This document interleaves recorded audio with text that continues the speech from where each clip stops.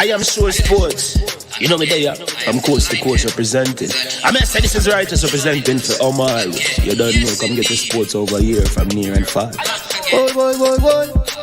Me say I am sure sports, one thing me sure about. When me say sure, that me not doubt. Come get your sports, get it over here. Come subscribe, repost and share. I am sure sports, one thing me sure about. When me say sure, that me not doubt. Come get your sports, get it over here. Come subscribe, repost and share. If me not sure, that me not say it. Know who score, that me not say it. Never know the game play, that me not say it. If me never see no game, me no know who play. For your sports news, better come over here so. For your soccer news, then come over here so. If you don't love sports, still come over here so. For the day done, you are gonna love over here so.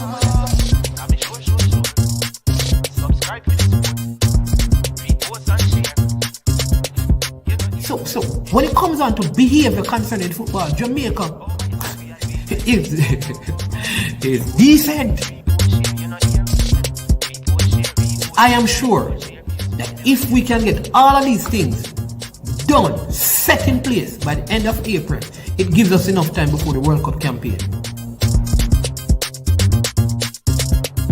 Not afraid of no Brazil, no Argentina with these crapper players. We are good enough.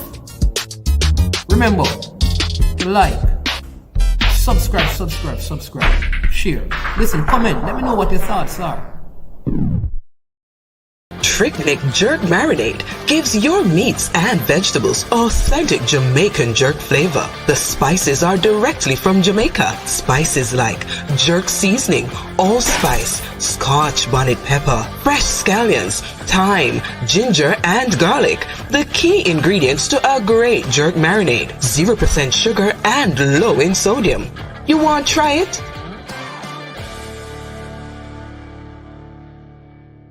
Made of 18 Jamaican herbs and spices. Add delicious, bold flavor to your next grilling experience. Flavoring sauce, a marinade, basting, condiment, or topping. Trick Nick Jerk Barbecue Sauce. William Nip Memorial High School D Cup Alumni presents its 3rd annual fundraising barbecue on Memorial Day, May 30th, 2022. Wear your favorite jersey to Wilsonwood Park in Mount Vernon, New York. Remember to take exit 12 off the Hutchinson River Parkway. Music by DJ Mad Max of Sound 1000. Proceeds to aid the William Nip High School Da Costa Cup team. For more information, contact Keegan 304-607-4034. Our Codfish at 954-639-2991. Proud of people, it's important. Remember, make sure say oh no did that.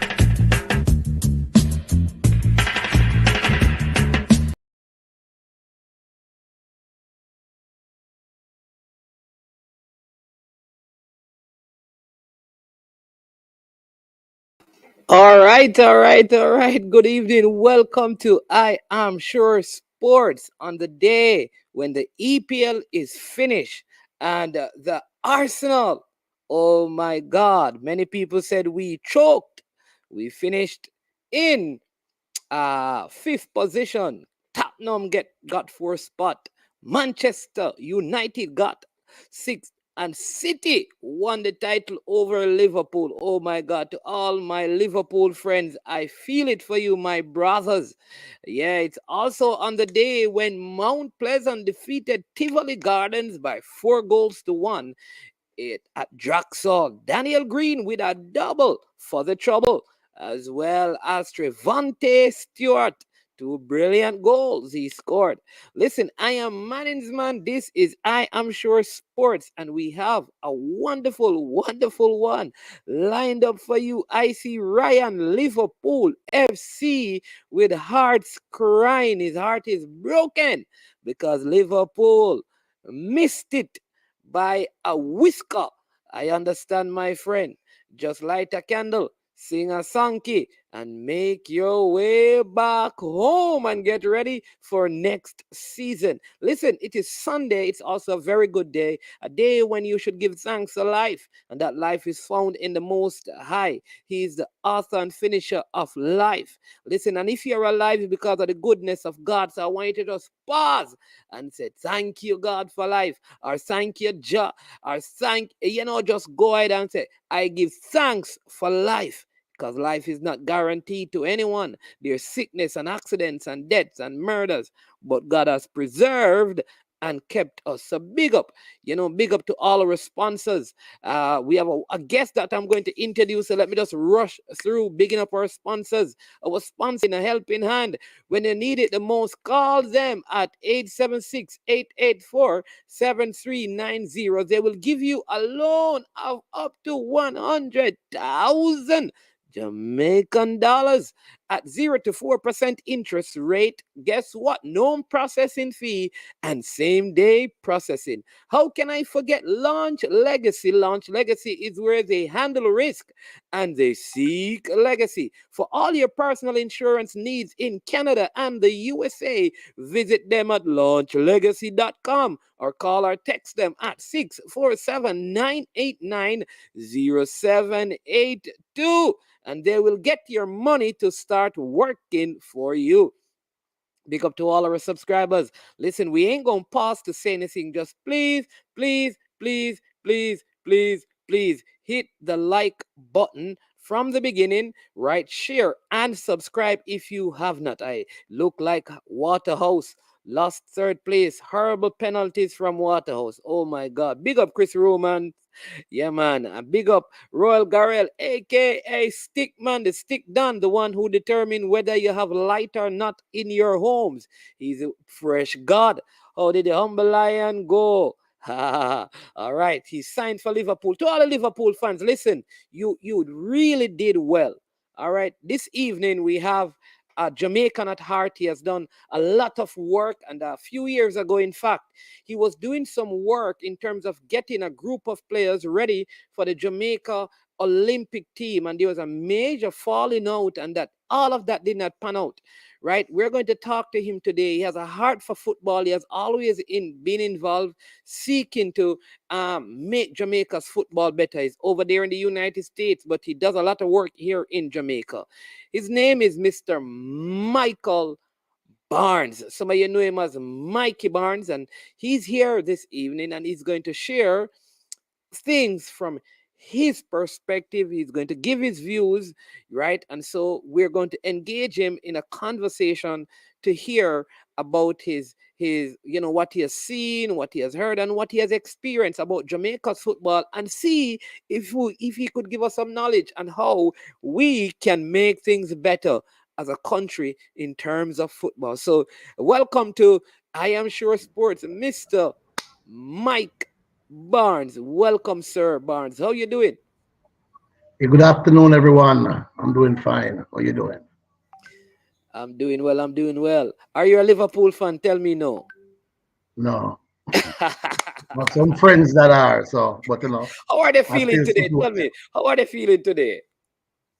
Well, I guess disappointed. So which Uh, which team in the EPL do you support? Do you support any team in the EPL? well, I don't really support the EPL that much, but over the years it's changing to be a better league.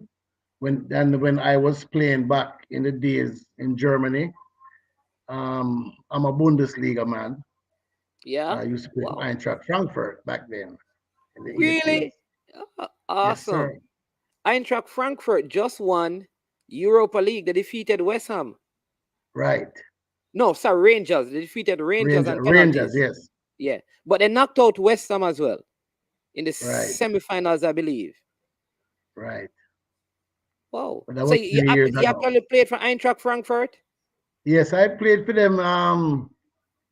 What happened? I came to the US 1973, and I was fortunate to link up with a German team up in New York, and playing for them in New York, and also allowed me to go to college, Long Island University.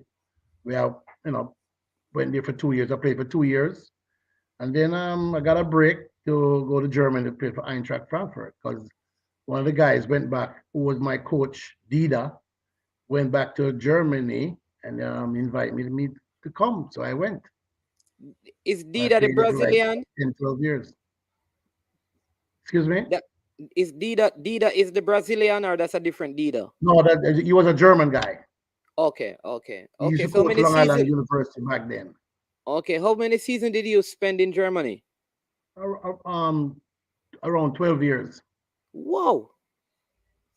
12 years. Listen, hey man, listen, I don't want to talk about Jamaica's football, but I'm just fascinated. So here's what I want you to do.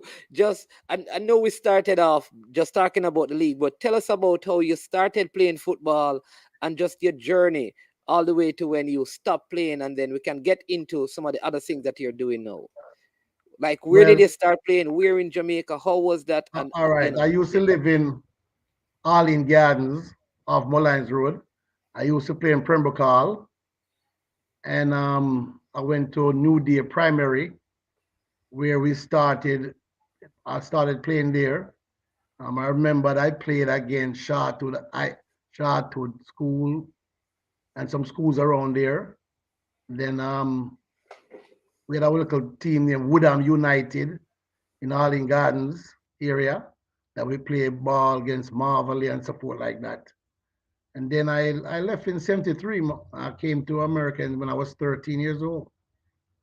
And I guess playing, football in Jamaica had that talent and skill, dribbling skill, and we do all the thing we call we like broke people and all them thing there. yes, So, but when I came to the States, all of that had to cut out. Because they start playing different football from Jamaica, more impact football, which where once you have the skill, there's another level to the football to add to the skill to take it over to the next level. And that's what I got. Um, so I came here. I went to Andrew Jackson High School in New York, playing for Andrew Jackson High School, where I started meeting other youngsters from different world countries. We had an African guy named Adolphus. He was from Africa. This guy was big, strong, and they claim that he drink lion's milk. So, but yeah. he was much bigger than me, because when I Yeah. left Jamaica, I couldn't kick the ball. Oh, you hear I that, couldn't kick the Ryan? ball hard. Ryan, When I hold on, came here, I Ryan. learned that. Hold on there, Mike. I need to tell some people because they want to get big and strong. Ryan, Chris, Tennessee, and Royal, you need some lion milk, man. You're joking around. I don't know if that is really true, but that's what they used to say, because he was a big, thick guy, and could have kicked the ball from half line hard. So when Yeah. I went to, we went to Andrew Jackson High School, you remember a goalkeeper named Paul Campbell that keep for Jamaica? Yes, Paul Campbell, and he was a goalkeeping coach at one point as well. Right. He came from the same school that I went to. We played on the same team. And we also formed a team named Real Carib in New York. Started 1974. A bunch of high school guys, but Wow. we had a gentleman that sponsored the team and took us, 'cause we used to play ball in the park. So that's where our Real Carib started. And then we got bigger. Then we start having other Jamaican international that came and played for the team. So the team become a traveling team after a while. So that's where we start making our name. We came to Jamaica. We played at a tournament, Tanka 11 Tanka in Invitational. Westmoreland, Yes, right? at And we Frome. played Santos Invitation 11, and we Okay. played. That's it, but I think it was by 82, and we played Wadada and Seba made an all-star team. Team. We played them in Okay. Montego Bay. So that was a tour that we went on, and like I said, the last game we played was at the State National Stadium. We were playing against Santos Invitation 11, which was like a basic Jamaican team. Everybody who was a A national name player was on that of team. football, was a national player, was on that team, and we beat them 4-2 that night, the Wow. national stadium. And only you and Paul Campbell were the only two Jamaicans on that real No, Caribbean no, team. it was a majority Jamaican team, majority Jamaican team, but we had like a couple Colombians and other nationalities play on the team, which was like Okay. minimal. But we have couple other international that came on and played for us. Lloyd Walker was one of them. He used to play for Santos back in the days. Well, he was an older gentleman than us. So he was like our bigger brother, where we will follow into his footsteps. But we were more Americanized and structured Americanized, where we had talented skills, but we played a different brand of football. So when we came to Jamaica, um, a gentleman that died in Mexico, Zedi, and Mr. Bell that died in. They saw us playing and they wanted me to come to Jamaica at the time and play. At that time, I was playing overseas for Eintracht Frankfurt, and they invited me to come, but they didn't make any reservation for me to come, fly in, and stay anywhere because at that time I didn't have any family members that I could stay with or anything like that. And so I paid my money and I came. So when I came and they told us that practice was like 6 o'clock, we was there from like 3:30, 4 o'clock preparing for practice. And then the regular Jamaican team never showed up to like 10, 15 minutes before that. And we was like, no, this is not gonna work. Because of the structuring that we get abroad, we have to be at practice at least 2 hours, 3 hours ahead to prepare ourselves for practice. Because when the referee blows the whistle, you're supposed to be dressed, warm, ready to go, wrapped up, everything. So it was like a throw off to me. So I stayed for like a week, but after that I didn't go back. But Paul came back, so he was the one who made the team, you know. And another gentleman named um, Craig Hines. He was also called for the team, but he didn't. I didn't know what went on with him, but he didn't show up again. So Paul stayed, so Paul made the national team, which was good. Okay, so that was the only time you got called to represent Jamaica Yeah, back in '82 in from 82. Mr. Zedi and Mr. Bell. Okay. Okay. So most of your professional career you spent in Germany. Yeah, in Germany. But sometime Okay. I'll come back when I'm off season. I'll come back, which I'm not supposed to do, and play some ball for my club. Hoping In that the I don't league get hurt. in the league in the Bronx in that. No, I don't. We played in the Bronx a long time ago, but we mostly played in Long Island and Long Brooklyn. Island. Okay. Right. Okay. Okay. All right. Any major accomplishments you had while you were in Frankfurt? Well, we moved from second division to first division, Okay. and because when I went there, I wasn't playing in second division. We moved to the first division. We stayed there for a while until injuries started to set in, and then contract was up. Then I came back to the US. When you came back, you stopped playing football, No, like I didn't stop. professionally. Well, I had an injury, and I rested, got over the injury. It took me like 9 months because I went up to hit a ball and I came down and twisted my knee. And so I had to rest it, swollen a little bit, but it took me like 9 months before I could start. Then I started playing back for my club, Real Carib. And then I started giving back um, to the community, where I had moved to Florida in 1992. And I started, giving back to the community, starting tournaments, leagues, get kids in school, colleges, and so forth like that in the US. So we did that for a while. I had even was the president of a soccer league where I met up with George Weah. He's a good friend of mine. So George Weah was playing in the league. George Weah is the person who would play for Inter Milan. Yeah, man, I know Right. George Ray, yes. Right, and he also have a lot of other international players that was playing in the league. So we had a fairly big league that was going on here in Florida, Miramar, Florida. And we did that for a while. Then after some internal issues where I decided to leave it alone and leave it over to the other people who wanted to take it over, then it fell apart.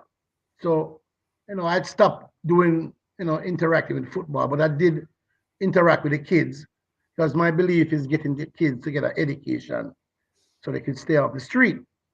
However, later on, I was contacted by the JFF. Mr. Bruce Gaynor contacted me, wanted me to do a program for him here in the US.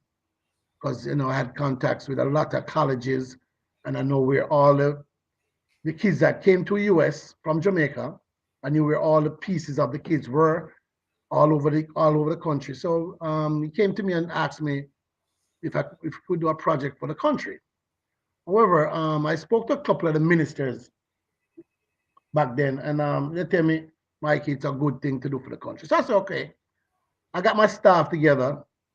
It took us 2 years to get do the Olympic program. Because what happened is Jamaica came here one day to do us a game at Fort Lauderdale Stadium. But when they did the game, a lot of Jamaicans did not come to the game.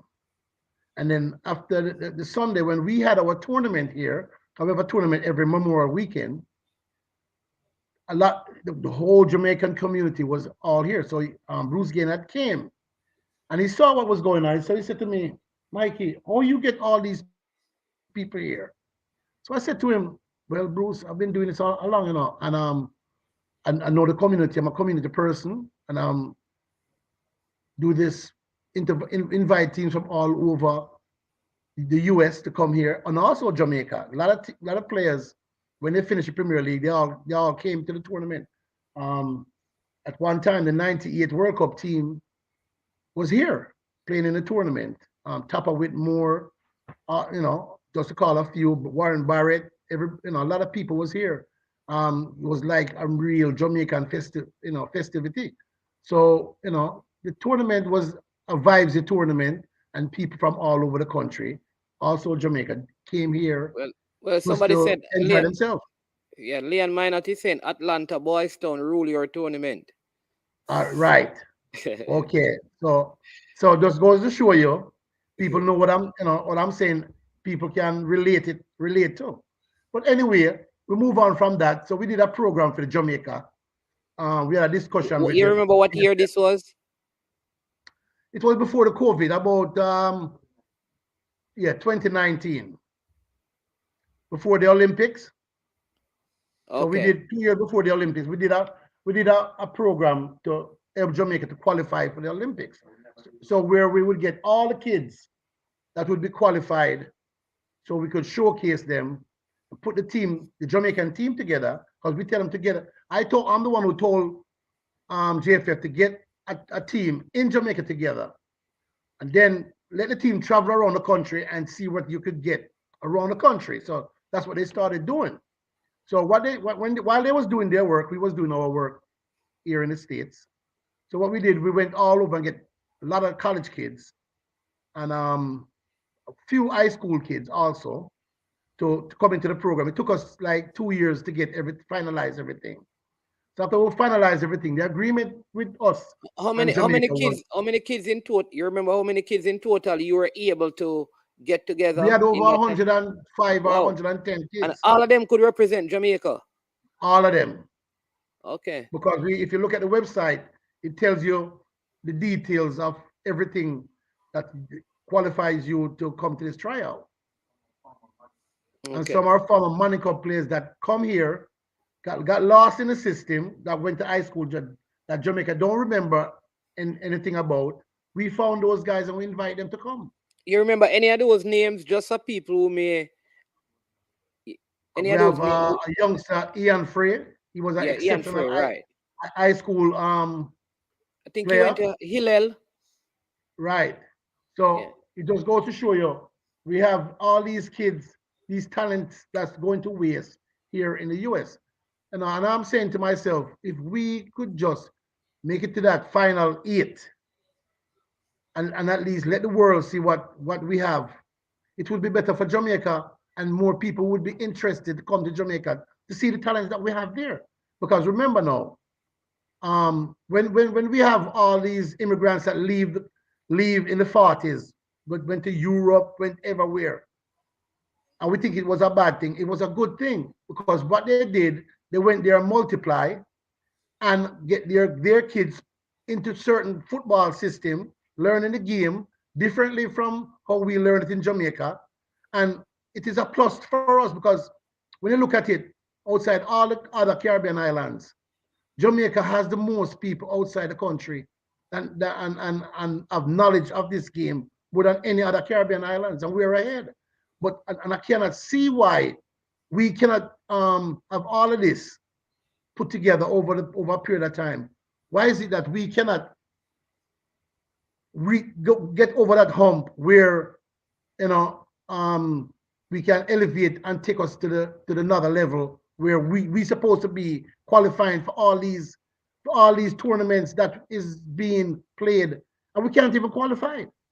So it just goes to show you a problem as is going on. So that needs to be fixed. Yeah, I think you're bringing up a very important point, because there's an ongoing debate about the whole idea. Like, are we doing enough? Is enough being done to get players out of England, out of the States, right, into the national program? And I've always asked, why is it so difficult? So here it is that Fry, for example, he's, I think, at Inter Miami. You're right.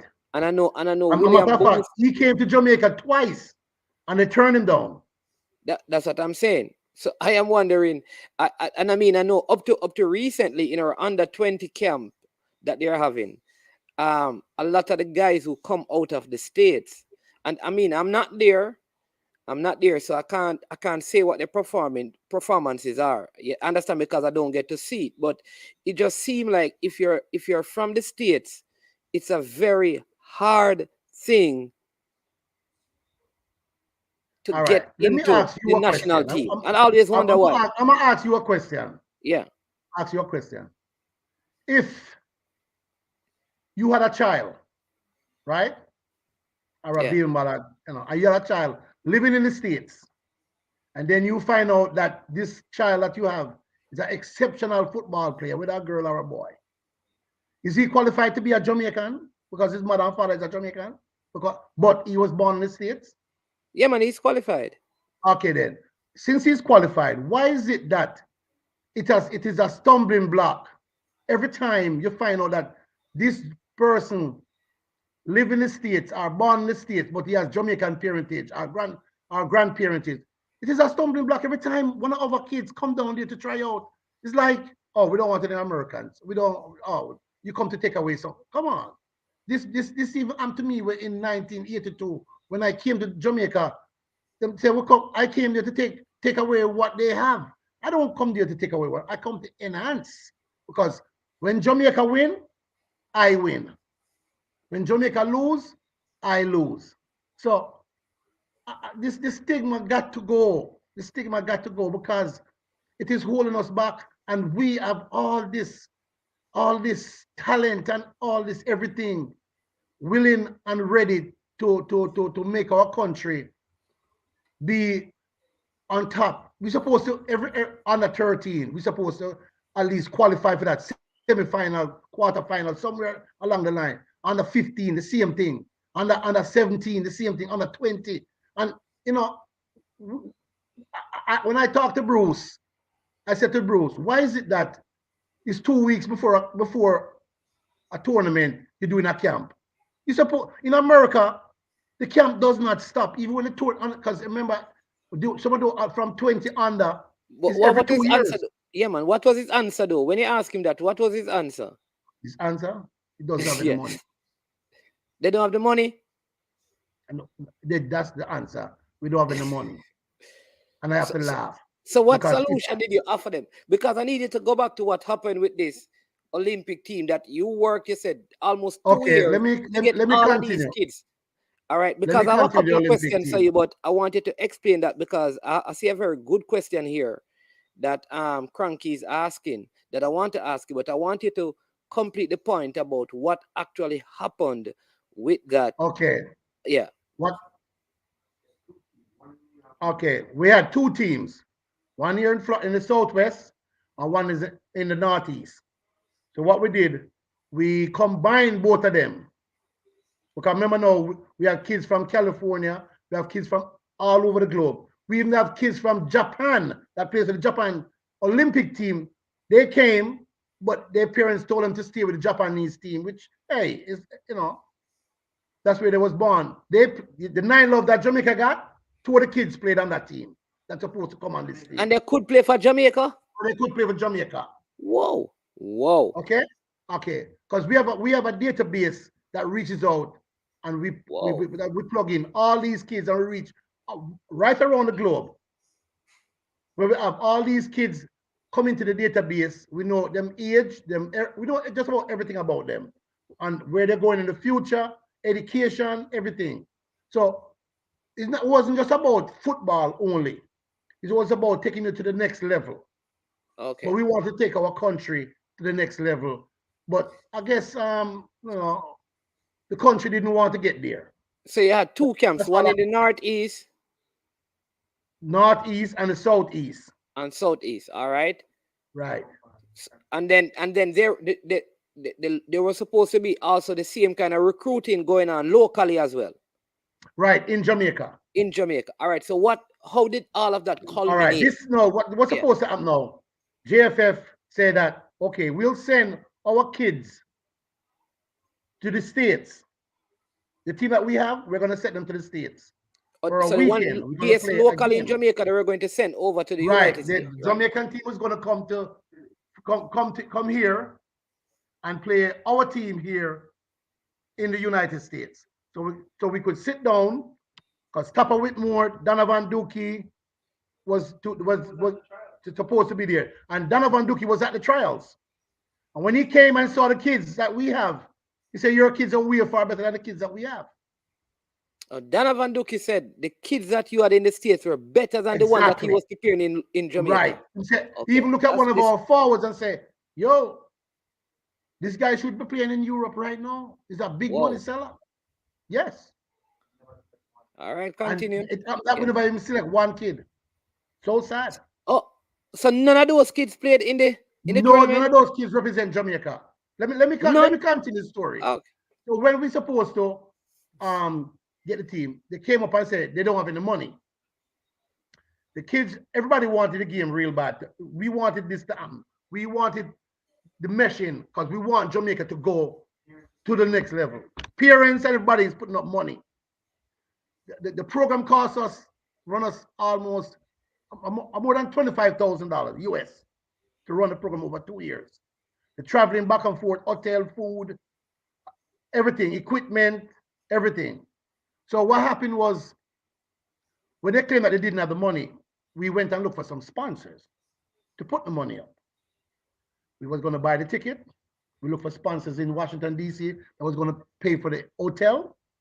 We went to people for restaurants, provide food, traveling service to provide transportation. So we had hotel, food, transportation. We have hotel, food, transportation, accommodation, food, everything. Transportation, air conditioning. So we had everything. So when we call them now and say, okay, don't worry about it, we'll take care of it. Look after that, I receive an email from JFF asking me, where's the game going to play? So we said, we're going to play the game in New York. And we'll pay for everything to come. We'll pay for the coaches, security, everything. All right? Okay, they say, okay. All right, I call Dalton and everything's set. Okay, so we're getting the money together to buy the tickets for the players to come up and the coaches. However, Dalton called me back and said, how much people can hold in the stadium? So we say about 22,000 people. So then he asked us, how much are you going to charge each people to come in the stadium? We said we're going to charge probably about kids about $10 and adults $20. Me now, as Americanized, don't know that they're calculating what the money and the people that's in the stand. But the thing is, if we made it and making money, of course, JFF, we'll donate some money to our JFF program in Jamaica for the kids. Yeah. That's what we're doing for kids. But same time, I get a call from Dalton. Michael, I don't think it's going to work. And so I said, Dalton, stop. So Dalton, every question I ask you, I know the answer. That's why I ask you the question. he came out and said, Mikey, I'll tell you the honest truth. The left hand don't know what the right hand doing. And this is a good thing for Jamaica for us to make it to the Olympics. So I was so curious to find out and furious. I'm kind of a little lost because I need to know who is the left hand and who is the right hand. I don't. He did not say. He said he doesn't know, the left hand doesn't know what the right hand is doing. That's in their organization. So I was kind of confused. So you never ask him who the left hand is and who the right hand is? No, him just say what I'm going to say, and he came off the phone immediately. Oh, so I say, okay, I'm going to find out what's going on. Even when Jamaica was playing a tournament in Jamaica at Arnett Gardens, I was at the game. Right, yes, that under 23 and team. I talked to, yes. At the time, I did not know who had pulled the plug. So when I went to the game, I saw Dalton. He didn't want to talk to me too much.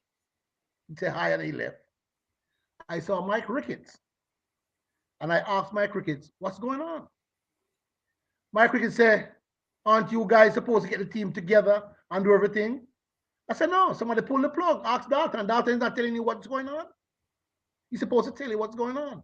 He didn't tell Mike Ricketts anything. Mike Ricketts said, but I believe said the team was together and we're going to walk through this like a care walk.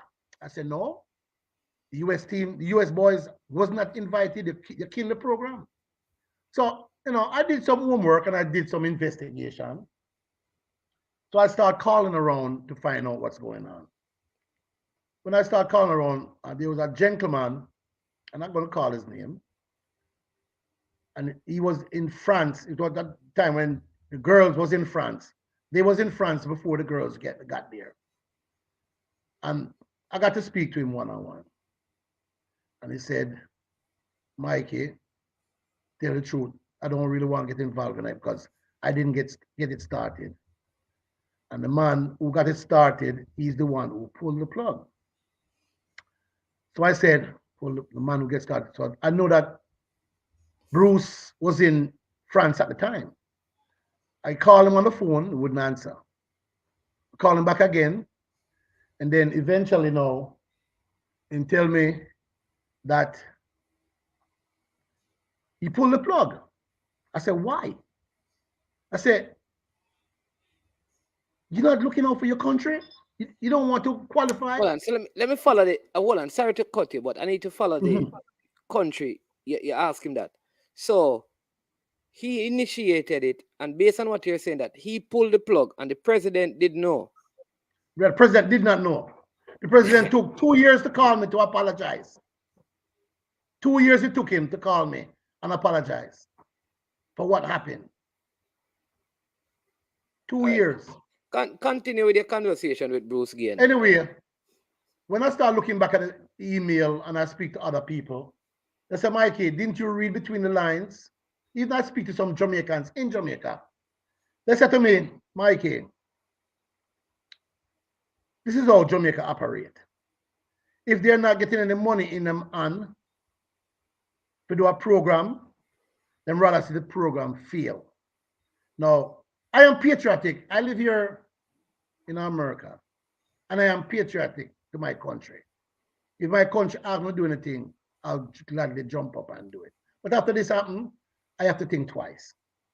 And like I say, I talk to other coaches and dignitary coaches where I look up to, Carl Brown and support like that. And I'm saying, Mikey, what you did, you did not do anything wrong. Jamaica failure. It's a Jamaica failure. So what I want to find out is, how come none of those players, even though you said the coach said one of the forwards should be in Europe, how come none of them even got called to the team? Because Bruce Gaynor pulled the plug. All right. So here's what I am thinking. Say they had a problem. Say they think that you're gonna make some money and them don't want you to make no money. Why they still didn't take the players? Because isn't that a separate Because I'm shutting the whole program. So what happened to the players? All right. That's why we didn't qualify. The players that they had wasn't as good as our players. That's why Jamaica never qualified. We couldn't even beat not even a base. These teams are from the basement. We couldn't even beat those teams. Yeah, I remember the tournament. Yeah. We had more. We are those players that Grenada have. They only have 4 college players that was on the bench, and our players, Our players are all top college players. We only had one high school player, which was Ian Frey, exceptional young man. And we said, no, we're going to carry him with me. Because the more exposure him get and the more playing time him get, he's going to get better over time. His father even came to me and said, Mikey Barnes, we have seen my son. I see a bright future in that young man. I see it. You even spoke about him too. Yeah. So this is what I want to know. Yeah, because some of us have been saying that Frey should have gotten a senior call up. No, I didn't know that he was part of the whole Olympic thing, because I'm here wondering, where are all of those players? Where are they now? Majority of the players, they got contracts and them gone abroad. But some of the younger ones are still in college. But majority of them, they're in Belgium, them the Germany, in the MLS, them in the Mexican League. They're all over the place. Whoa. And all of them gone. No, I'm just thinking the like kids that we even had, some of them was even crying. The guy who went to Belgium, he's a star. Somebody said, hold on, Leon is saying that he was crying. Leon is saying that Frey is injured. Yeah, he's injured now. Yeah. Yeah, but let me just get some of the questions that people. This is one of the questions. I'm going to come to some of the comments because I don't want the people to feel this is such a interesting story. I don't want the people to feel like we're ignoring them. But yeah, I know you have a lot to say. Yeah, man. Frankie said, given that you have had engagement with the JFF, what is your perspective on how they operate? That is his question. The structure needs to change. First of all, whenever you're doing your job, right? You're committed to do your job. And you're patriotic to you doing your job to get things out to the right people and let people see what's going on. These guys are not patriotic to the country first and the kids. They are not. Because the reason for that now is when you look at everything, there's so much conflict of interest that is in the JFF or Jamaica football. Conflict of interest. You have a man who owns a team, right? And he's the leader of the technical committee. Plus, he is on the board of the PSL. And he guys like, how can you be on the board of PSL and you have a team in the league? How can you have a team in the league and you're working with the JFF? Come on. That's a disaster right there. And these are the things that you keep up, and these are the problems that we have. There's no recruiting in Jamaica football. And then now we have JC, look how much years JC win Manning Cup. Where are these players? They're right here in the States, going around. But the greatest thing is, a lot of them go to school, get an education, and get a degree. Because after football, there's life after football. You know? So that's why I say, if you structure the thing right, if JFF structure the thing right from age 13, 12, 13, where you don't have these coaches coming to the youth and tell them you need football more than education and all these things. Half of the kids cannot read and write. And then how they going to survive in the real professional world? They can't survive. They can't watch the films. You give them instructions to follow. Listen, they give you simple instructions. I want you to run down the flank and turn left and turn right and then pass the ball and then move into the space. Them they remember that. So this should show you how far back this football in Jamaica. Remember now, you know, out of Jamaica, out of the Caribbean, Jamaica have the best raw talent from 12 to 14. After that, everybody has started to catch up with Jamaica because they're getting coaching, and that's what Jamaica needs. This CONCACAF coaching license thing and all these young these coaches need to get outside the country, get the real coaching, real license, so they can. What do you mean? Hold on. What do you mean by real? Explain to me what you mean by real license. Let me explain to you. A CONCACAF license cannot coach in the US. Don't can coach in the Caribbean. A Jamaican license can only coach in Jamaica or maybe the Caribbean. Cannot coach in the US. So like a man said to me one day, Ratted Mikey, our license can't even go to the airport. I'm saying, Bossy, what do you mean about that? By that? Man said, no, man, our license can't even go abroad. Nobody know. If a man come up with a Jamaican license or a CONCACAF license, nobody know I am. So these things are what we, me and my group, we speak about, of implementing, trying to implement into Jamaica. Because if you have a good teacher, from the kids that are small, by the time them grow big, they will learn something from that teacher, because that teacher is going to make sure that they learn. We don't have no teachers to teach the kids. But what I'll say though is that my understanding of I heard a guy from CONCACAF, even the new, and when they were doing this whole coaching thing across CONCACAF, even the president of CONCACAF, the Canadian, said that the courses that they're offering now, that gets you certified. When you have the CONCACAF Pro license, you can coach anywhere in CONCACAF. That is not true. In CONCACAF, that's not true. America belongs to CONCACAF, right? They cannot come to America with that license. They cannot come here. No, what I'm saying though is that what my understanding from them is that the whole system is changing. So what they're saying is that in Mexico, when a person has their license in Mexico, they should be able to coach in Canada, Canadian coach in all of those things. So that's what I understood from the CONCACAF president. If you're saying it, because I have the statement. So what I'm saying, in his statement, he says where they are going is that the CONCACAF license. Oh, where they're going? Yeah, they're not there yet, because remember where they're at now is that they do D, C, and B. Those are not equivalent to what is offered in the state. So when they get to the pro license, which they don't start yet, that pro license give you the autonomy to right. So that's what I'm saying. That's the overall that's where they plan. Want to go. Right. So this is what I'm trying to show you. We are way behind. We're way behind in teaching the kids. We don't say them not a good coach at Jamaica, you know. We not say that, you know. You have some good, talented coach that you can see them have the ability.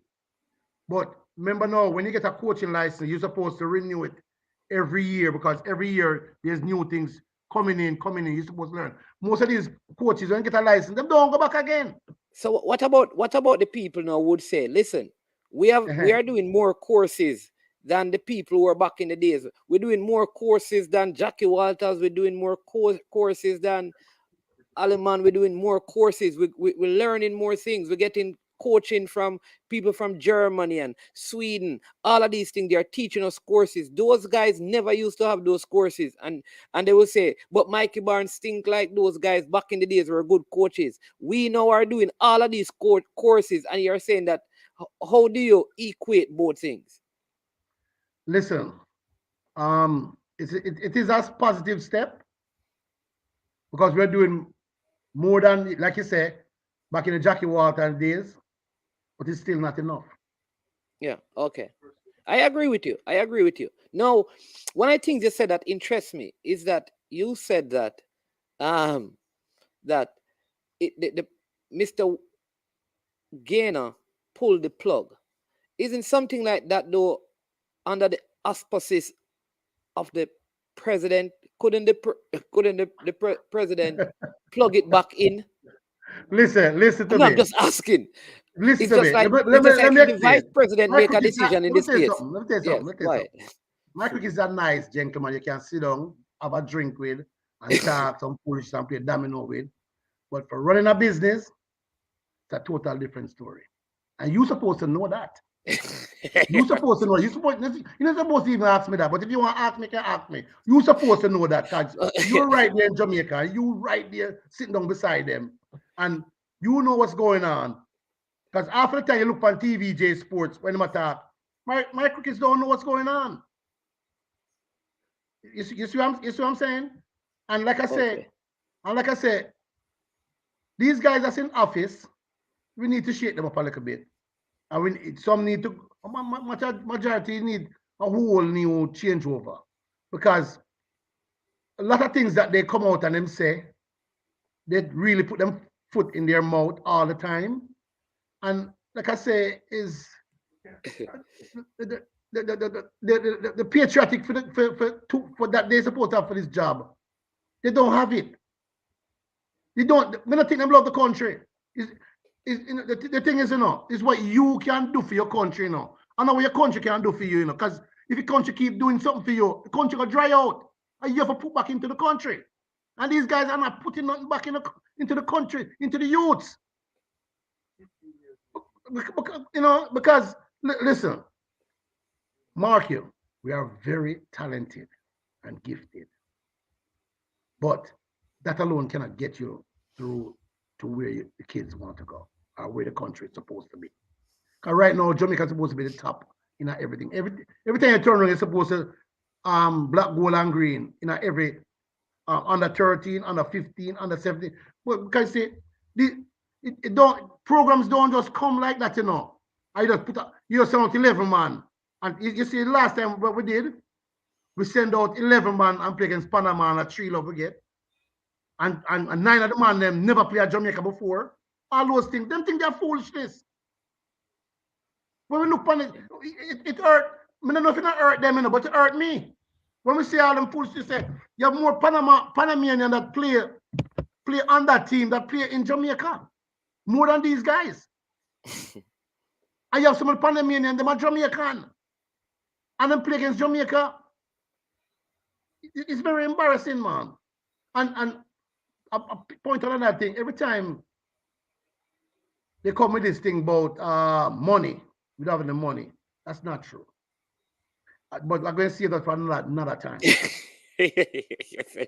said that you're confident.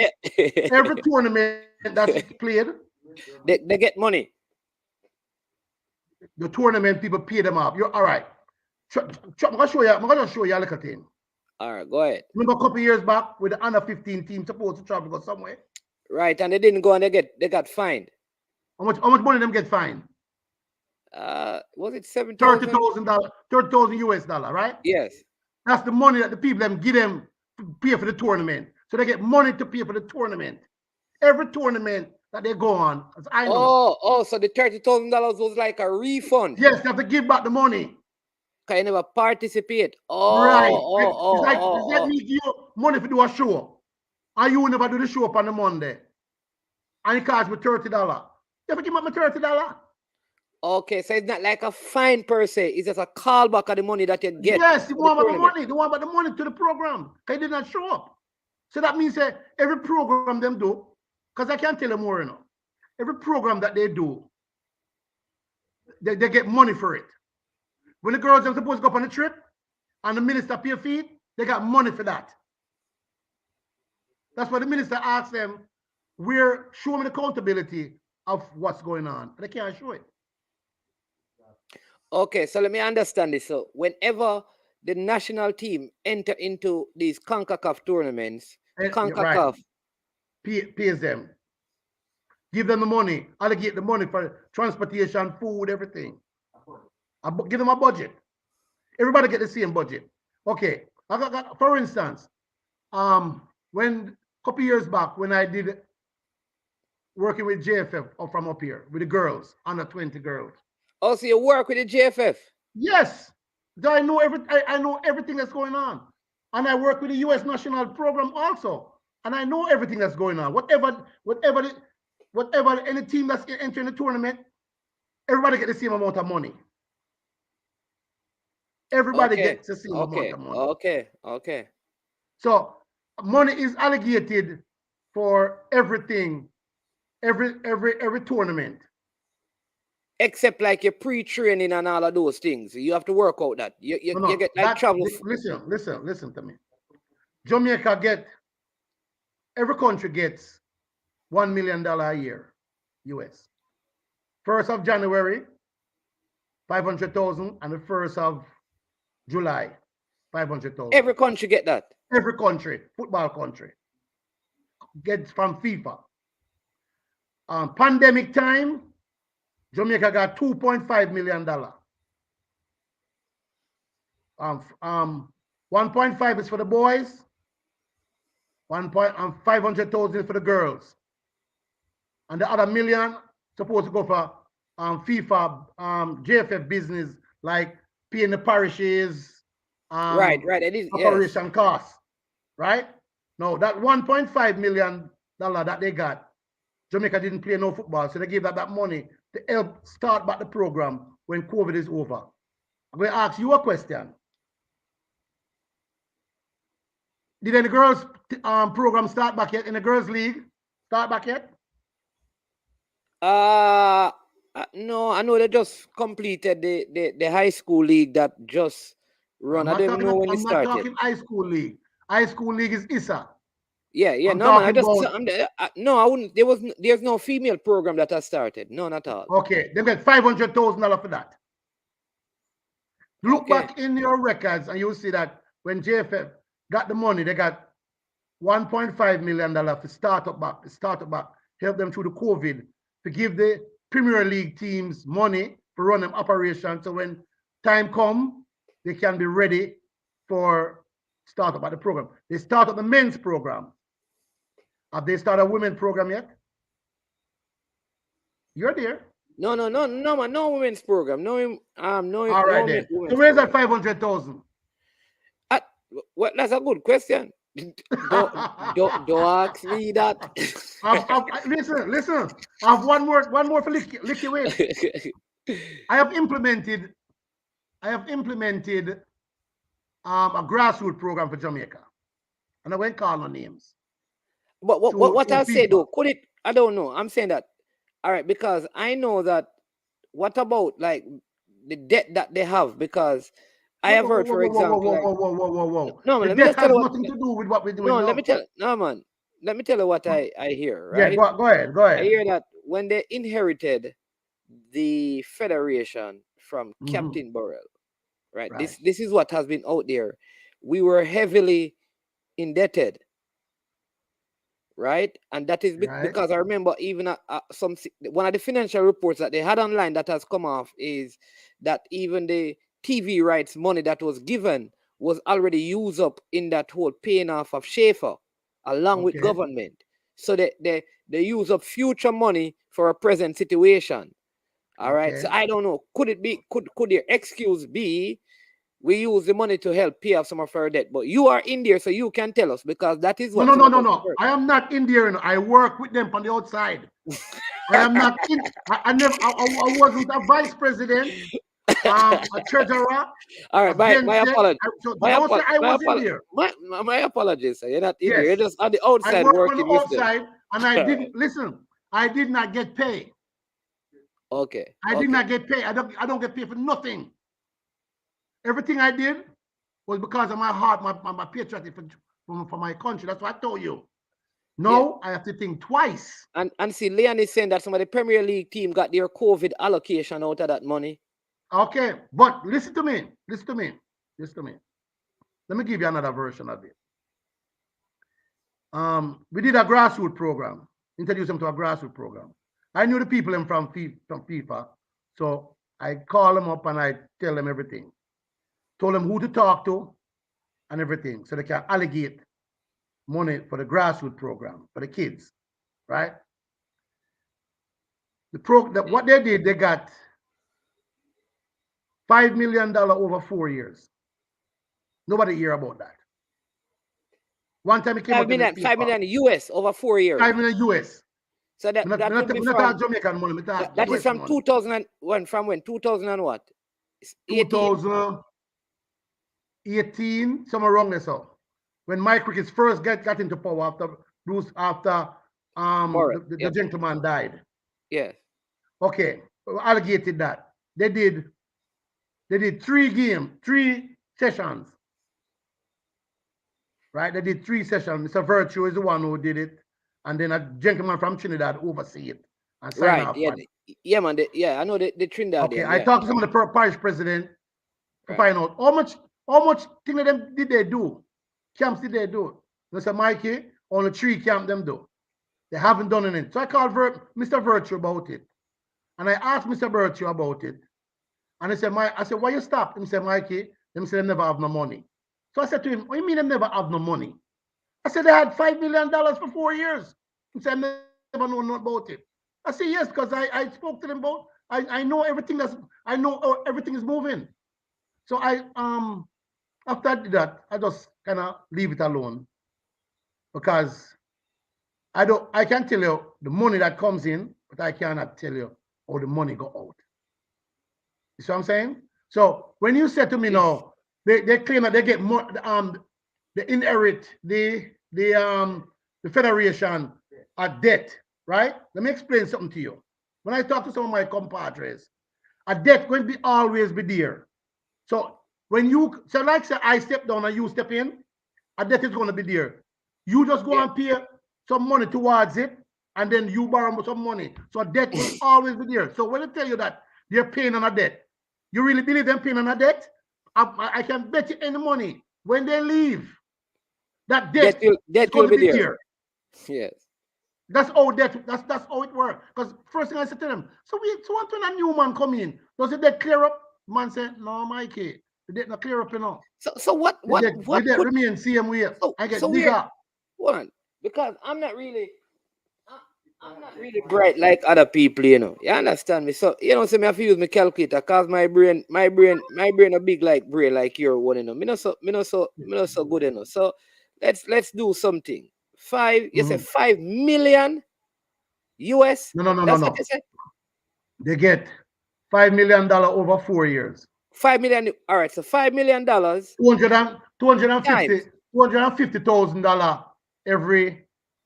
No man. Let me just work this. I'm gonna go at $130. That is 650 million Jamaican dollars. Divide that by 4. I don't know the calculation of Jamaican money. That's $162.5 million per year. Like, listen to me. Every club supposed to get some money, and every parish president supposed to get money for their parish to operate them thing. And I knew that this World Cup, we wasn't going to make it. Just like how I know that the Olympic team wasn't going to make it. Right now, the girls and the verge. Hold on, because before you move from this, from this point, I want you to stick to this because here's someone saying that they have audited statements that they put out, you know. So I am saying that none of these things seem to come up in the audits. So what is happening? Is it that the auditors are in collusion with the people, like, or the figures are not presented to the auditors? Because how can you have audits? These things don't show up, and then we hear about this money. Like, so where is it? The money just disappear? Well, no, I cannot answer that question about the money disappear. I said, remember I tell you, I cannot answer anything about anything disappearing because I don't know. I know I know some of the money that comes in. Because I remember a couple years back, about 5 years back, you see where it said JFF received 250,000 US for grassroots program. Yes. All right, that's what I'm talking about. Every time, 3 months? After 3 months, they get $250,000 for grassroots. For grassroots, and have they done any grassroots since? Yeah, I mean, call Mr. Birch, he can tell you. Who is in charge? Who is in charge of the grassroots? I don't know.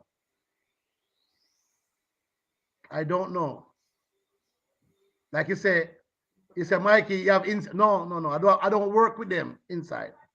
I don't collect a check from JFF. All I do is back then when you used to ask me for a favor, I'll do it. Without him, no, you cannot ask me for anything. Okay, all right. So, do you think there's any solution? Yes, there's solution. Lot of solution.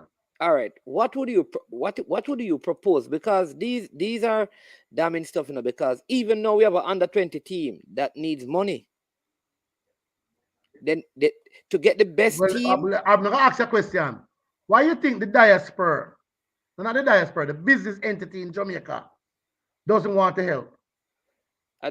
You tell me, I don't know. No. May I ask you live at Jamaica? No, but I don't know all the work. You live at Jamaica. You live at Jamaica. Yeah, but I mean, just but say a while. accountability. I don't know everything. Because if I give you money, okay. All right. Take for instance now, even with the foolishness of going with the little thing of going with Sedela Marley, she's pumping money into the girls. Why you think she could tell them, listen, give me the bill and I'll pay the bill? One time she used to give them the money, and the bill not pay. Yeah. Hey, listen to me. No, I don't know. You are saying these things because let me tell you something. Let me tell you something. Let me just say this. You are very knowledgeable of what's going on. No. You can't. You may not can speak out, but I can. No. Listen, I am these things like that you just said is the first I'm hearing it. Wow. Yes.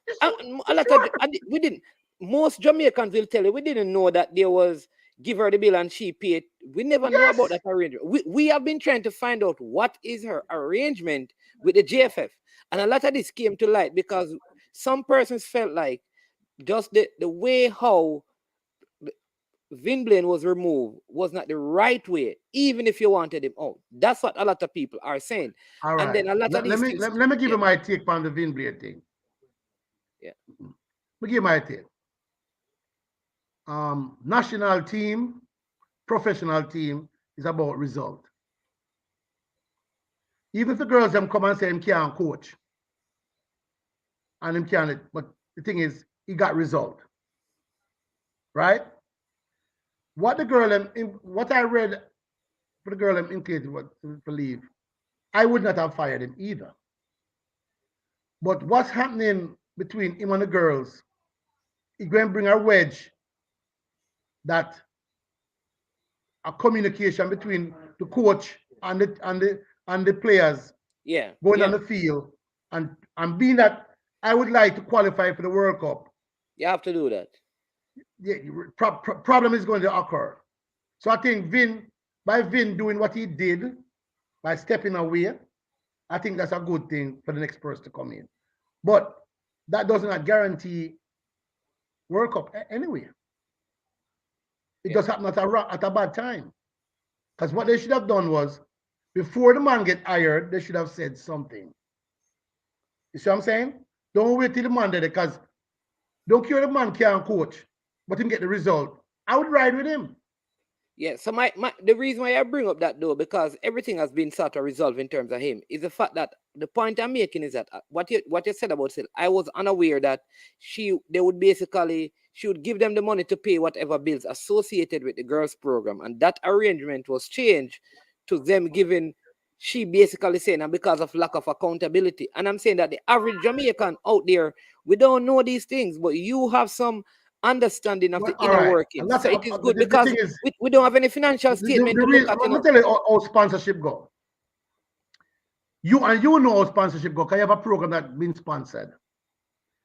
You have to give them volume for their money. Right or wrong, right? Yeah. Okay. These people don't. And they have to account for it. Let me give you a cheap example. You remember when the Reggae Boys make it to the World Cup 98? Yes. Yeah, man. We all remember. Which airline was that sponsor them? Air Jamaica. No. American Airline. You remember? American Airline used to carry them everywhere they want to go. Really? Early in the campaign, it wasn't Air Jamaica? No, American Airline. Okay. And Air Jamaica get vexed. Oh. All right, let me tell you how the American Airline agreement come along. Okay. We don't know the history, that's what we need to hear from persons like you. Only live in Jamaica don't know the history of one. I mean, the American know everything. Because you used to work with the JFF. No, I don't work with the JFF, boss. Never don't get that. I never work with them. Sorry, you used to help them out. Sorry. I never get that money. When you work with somebody, you get fee. I never work with them at that. No. Sir Barnes, sorry, sir. Wrong user. Go ahead. Anyway, let me go back to the American Airline thing. The team was traveling from Canada and stop at JFK. Yeah. And one of my co-workers said to him, Bossy, oh no trouble.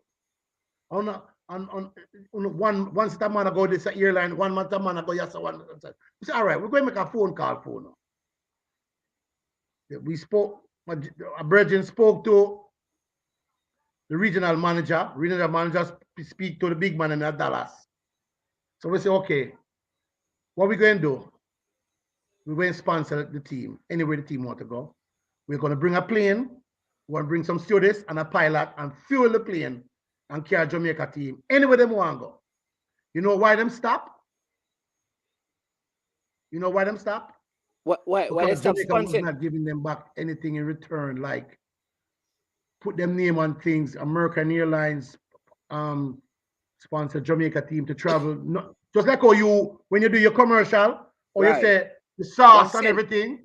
Yes. So after a yes, while, they 1 just cent. say, so what I did was, I went back to them again after they stopped. And I talked to the regional manager. You know, the man tell me, say, boy, Mikey, me, I'll tell you the honest truth, you know. Jamaica don't know to give back to anything. So we don't want to do any more business with them. Whoa. American Airlines. American Airlines. So this is a long-standing issue. This is not because this is from 1998 and we in 2022. No. Listen, if you work with a business and the business no longer want to do business with you, even if for 20 years, and you go back to them later on, them say no. You have to just say no. No. What I mean is that, boy, it is unfortunate if we, it's very after 20 unfortunate. years, we're still at the same Yeah, because place. when Mike Ricketts went into power, I went and I asked American Airlines again. Because I told them there was a new president now. Yes. And I'm glad them turned me down because with credibility, that shot. So what happens is now, ask them and them tell, no, we don't want to do business with the JFF. Whoa. I'm gonna leave it at that. So all right, so give me in the short term, like 5 things you think, like if these 5 things are done, we can see a transformation in the structure and the leadership of the football. All right, first of all, Jamaica has to learn to track their players, the youth players them, because players are going to come and go. But you're going to have you're going to have a nucleus that is also there, because this is what other nationality do. They track their players. So they have a nucleus of players. They might have, say, 25 players or 30 players. So by the time each 13 players reach to 17, you might have 10 of them left. And then you add and you minus and you add and minus, because injuries, people change their mind. Because remember, in football, age 14 is a critical age. It's a time of decision. Yeah. Whether you're going to continue playing or you're going to stop at age 14. A lot of people don't know that with the youths. So what happens is you have to have these youths in a camp every summer. I mean, they familiarize themselves. And then one thing I brought to the JFF, and I told them, don't wait till when the tournament start, 2 weeks, you start look players. I told them that in the national program. I said, you need to start going on 1 year before, start looking for these players in England, wherever them there. Notice the Canadian team. A lot of Jamaicans there. You ever hear a Jamaican lately coming from Canada to play for Jamaica? No, they're not coming. Yeah. And eventually, the US players them never come either. Yeah. So it just go to show you, they have to change that. And well, put it away. The whole So administration. one of the main things is that we have to start tracking our youth players. Yes, tracking them. Find out which part them there. So did you give them the database of all of those players? No, I'm not giving them my database. I have to pay for it. Can I get that? Okay, all right. Just check it. So, but all right. All right, fine. So they have to pay you for the database. No. Listen, what I did for Jamaica, Yes. I did it. I did something 3 weeks ago for Trinidad, but Trinidad did not get my database. I have, Okay. I have their players in my database. And I did something for Trinidad on the 20 team, on the 20 and under what 17? Yes, because they came here and they did a camp, and I worked with them, and I did it because a couple of friends of mine are Trinidadian, and them they around me every day. So they said, Mikey, come help you out, and I showed them, give them the formula and everything. But I never showed them how to blow a breath. I kept that to myself. But Jamaica could have gotten all of that for free. Whoa. But what I learned from the Jamaicans that's running the program, they're not patriotic to Jamaica. These vacations and trips and all of that. And they're killing the country. And remember now, they were saying with a workman, when a workman do a horrible job, when blame? When blame? In tools. You know that? Then blame everybody. Then blame the media. Then blame the private sector. Then blame the government. Then blame the diaspora. Then blame the fan. You ever hear them say them blame themselves yet? Those who fail to prepare to fail. Yes, sir. So the first thing is that they need to scout their young players. They need to have a better scouting, tracking and scout and the player. A whole lot better. Then the next thing now, conflict of interest. You have to get rid of the conflict of interest. Conflict of interest. Because when you have conflict of interest, that's when you have all kind of things happen. Destruction, want to fight against this one, yeah. You call them the gatekeepers. They want in everything. And them don't make everybody have to eat food. Everybody has to eat food. You can't make one set of people eat food and the other set of people don't eat food. Everybody has to eat. And then you have one club put in the national program, saying one team players them inside there and fire the coach because the coach not do the right thing. All kind of food. I hear everything. So it's like I tell you, a lot of changes need to be made in the federation. And I think they should just revamp the whole thing and get some new people and move on from there. Okay, so you'd love to see some new people leading the football. Yeah, different people. Not these. Remember, you know that though. These people been here over 30 years. Yeah. Right or wrong? Yeah, I mean, a lot of the people from all the FAs and in terms of leadership of the GFF, most of them have been there for, like I said, for 30 years. All right, well, it's time for them to 20 years. Let me say 20 years and more, because I don't want to exaggerate. Probably 20 years and more. They have been associated with football in Jamaica. Exactly. That is true. So don't you think you have some young minds, right? Don't you think that I believe, and there's a lot of people in the diaspora. There are people in the States who would come back and give to the football. I believe so. In the United States, in Canada, in England, and they're also well-thinking Jamaican that I think could make a huge impact and make a difference, in the football. It's just like, how does that strategically happen? You understand me? Because it's not, it's not easy to get into football in Jamaica to make an influence. It's not an easy thing. Because there's so much football is structured. Yeah. Yeah, the structure of the football is poor. But on a different level, though, what do you think? Because a lot of people are like I said, one of the big challenges out there now is we got knocked out of the senior men's qualifiers. We got knocked out of the women under 20. We got knocked out of the women under 17. The next team now is the under 20 male team. And there is the argument about the same thing you were saying.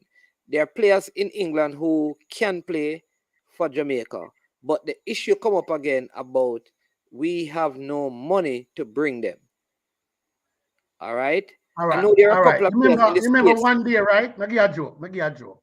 Remember one day TVJ did something on interview with Dalton Wint at the airport, right? And Yeah, I think Tapa Whitmore needed 3 players that went down with COVID.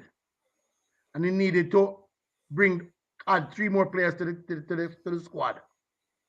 And they asked Dalton, why you never get 3 more players to add to the squad? And Dalton's reply was, we don't have any money. So the guy on TVJ said to him, so you bring 23 other people who do have nothing to do with football and them get places, them get ticket and place to stay and everything. Some say that, so the gentleman asked him, Dalton said, so where you want to put them?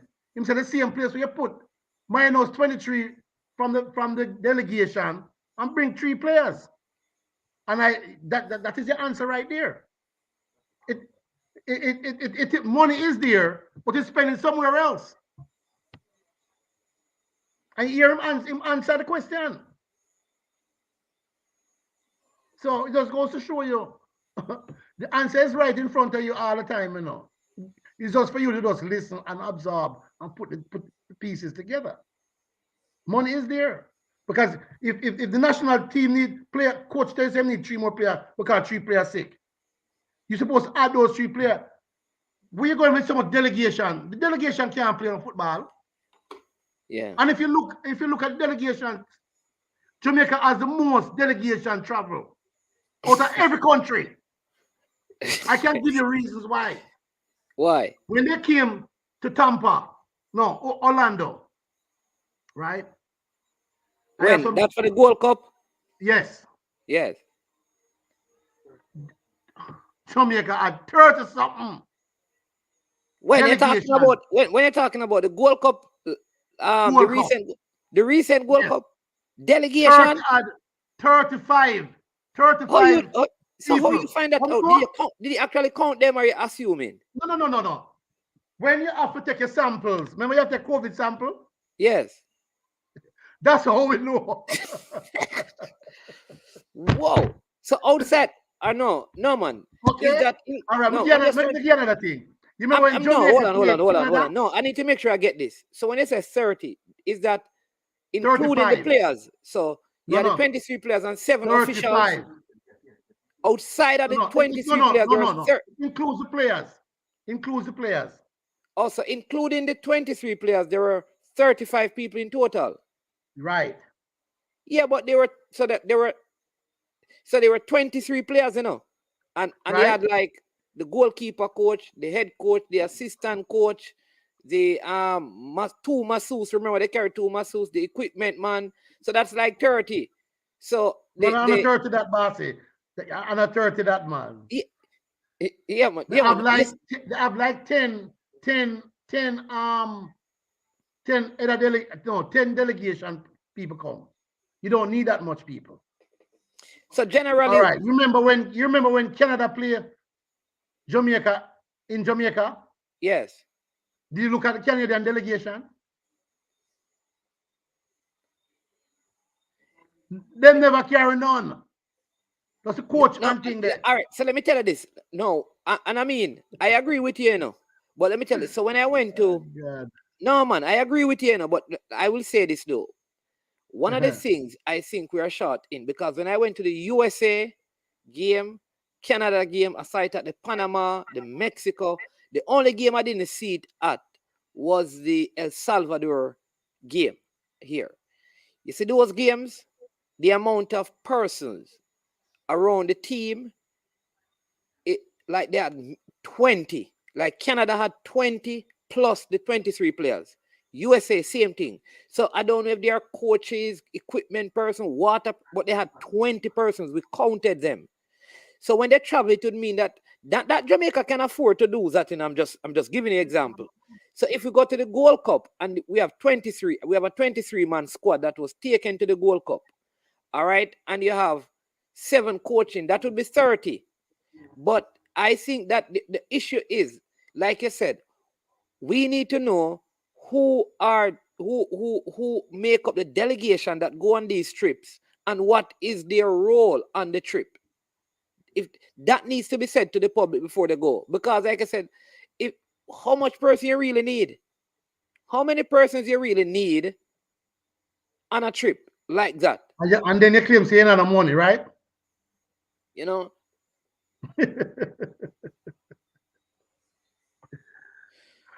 Oh boy.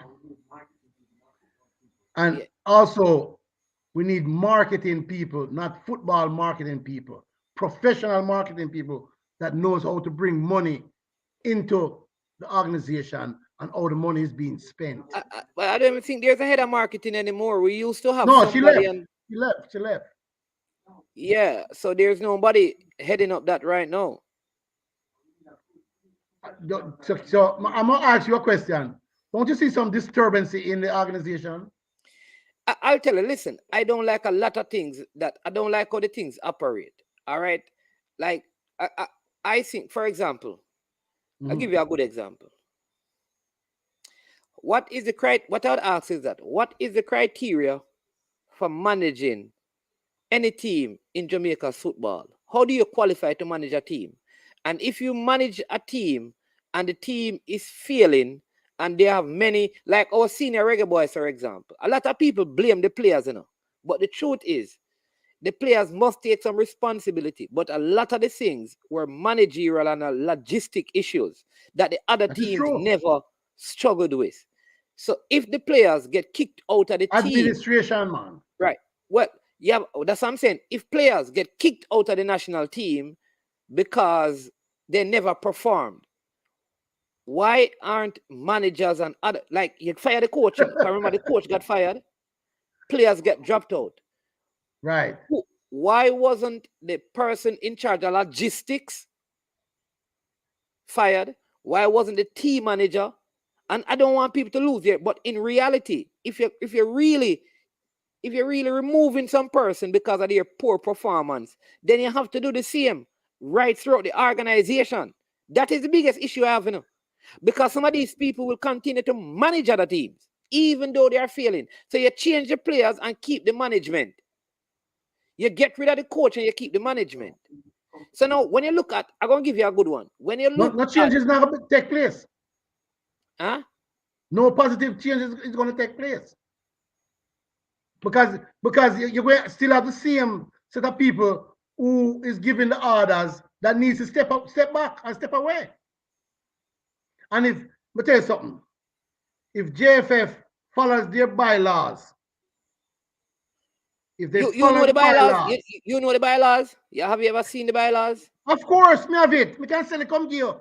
Yeah, because we have been trying to find it, What? Me can send it come to you, man. You have the bylaws, man. Yeah, I would love to see the bylaws. About the new one. There's a new bylaw? Yeah, man. Yeah, then you know what, so the voting supposed to change though. Right, they're supposed to go to 60 something. This is now where I think, I don't know if 71 or 72, but no, yeah. it's 60 something. Right. I don't know if it is FIFA who is imposing it. FIFA came there last week, Wednesday. Yeah, they were there. So is this something that they're doing in collaboration with the JFF, or it is just FIFA coming in and say you need to do this? They tell them that what they have and what they're doing is wrong, and they need to make amendment and change it. And if they don't change it, they are going to step in and change it. Okay. So I'm saying, when FIFA come and check up all the money thing, based on what you're saying. Well, put this way, yeah. I'm going to ask you something, make you think twice. Yeah. You run a business, right? Yes. A multi-million-dollar business, right? And you know, me donate money to your organization. I'll give you money to run an organization.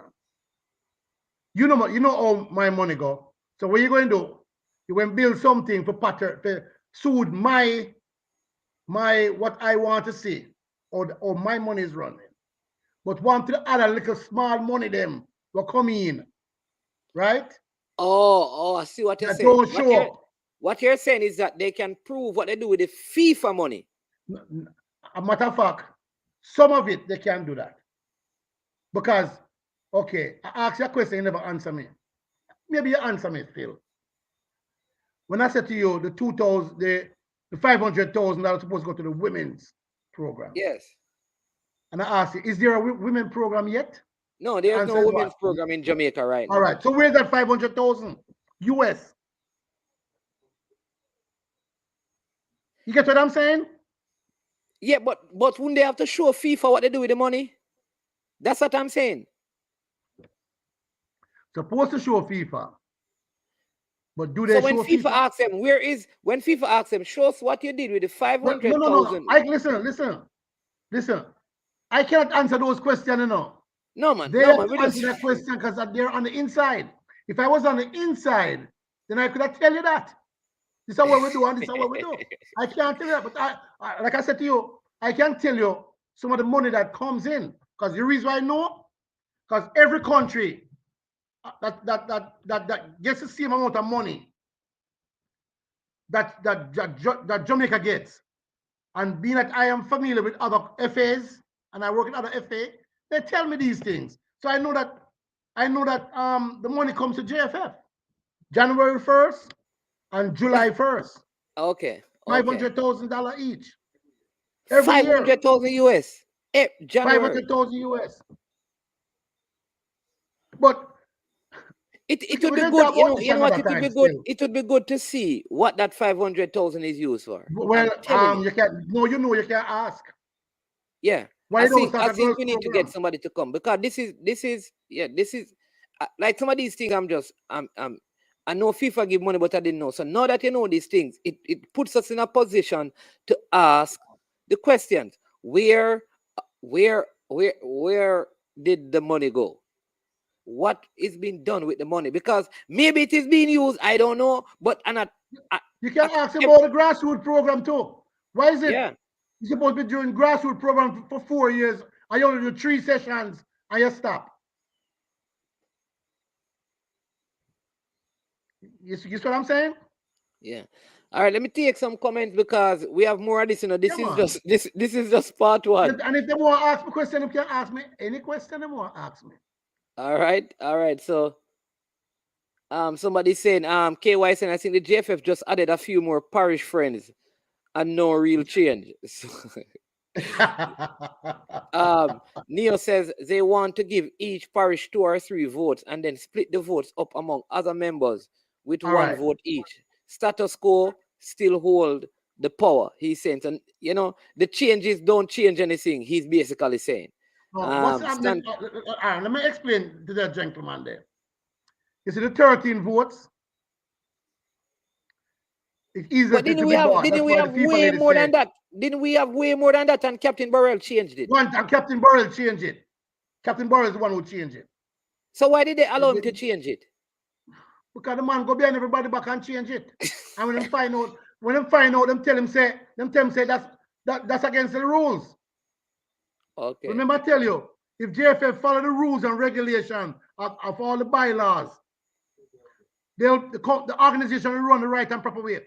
Why is it that you have a man who's a vice president, belongs to a team in a Montego Bay, affiliated with a team in a Montego Bay?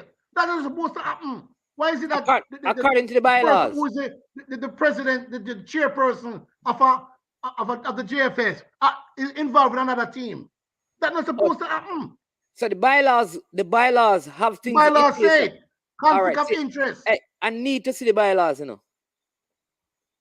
because there was a time when the bylaws was on the website, but the website is down. What they do with the website thing, they take everything off the website so you cannot see it. The public cannot see it. Remember, now this world is a computer world now.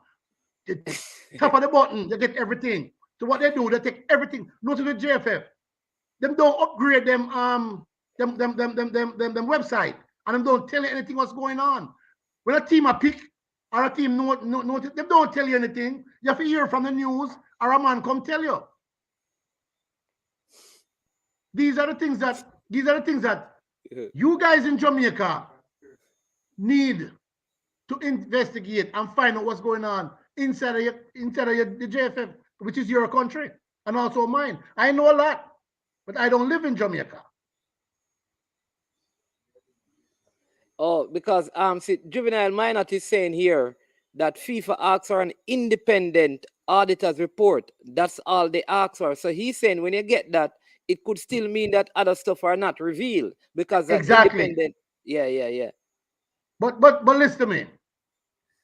I spoke to a lot of people and get to find out that Robert is saying that it was 105 votes. Sorry, he said Burrell changed it because he back didn't then, want to before lose Burrell, another election after he lost to right, and Boxing. change it. There's a thing called because JFF is a non-profit organization, isn't it? Yes. Yeah. That Yes. register where? Yeah. That it's well, I suppose in Jamaica. Okay. Who owns the color black, gold, and green? JFF or Jamaica itself? Jamaica. Okay, all right. If you register your company that you have now, right, in Jamaica, Yes. and the government feels that some hanky panky is going on, and they want to investigate, can they investigate?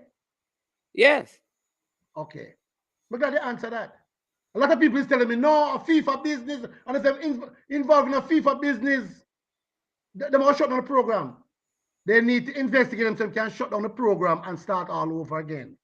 Well, somebody said that earlier. Somebody said that maybe I think they were saying that FIFA need to step in and do like what No, they did. FIFA need to step in, but they might hide from FIFA. Listen to me. I'm gonna ask you something. If I keep giving you money, and every time you turn around, you tell me say you're broke, right? One day, I'm not gonna say to you, show me why you broke. Where's the money going? But you see, the time going come when the government itself will launch an investigation, just like how Sepp Blatter and Platini get in trouble. The Swiss government found out what they was doing, launched an investigation, called FIFA, and tell them, so we're going to lock up them two brother here. And see it now, they're in trouble. It's the same thing that's going on. Because remember, the money was a lot for the kids, not for people travel and them friends. The money was a lot for the kid, for the youth organization that JFF runs. And let me explain also. If one of the kids in JFF feels like that they are mistreated or misled or mistreated or misled or anything like that, the government can step in and launch an investigation. What's going on? And take them license. All right, that way they can operate. All right, let me say it. Let me get the auditor's report needs to be audited. Then right now, let's see. No, it's never go. No, listen to me. Listen to me. It's gonna come soon. Okay. Let me see. The election is next year. November. October or November. Yeah, November next year. Yeah. All right. You going to see what's going to happen next year. All right. Mm-hmm. Well, I think we just read that one. He says we need an audit of the JFF and their operations, not just the financial statements. Yeah, man. And then Neil says the Companies Act also prohibits conflict of interest. So even if the bylaws of the JFF never covered it, the Companies Act covered it. All right. It's in the bylaws. It's in the bylaws. The JFF. It says that the bylaw, no one in JFF supposed to belong to any other affiliated franchise teams. Affiliated. Belong to any football entity in the country.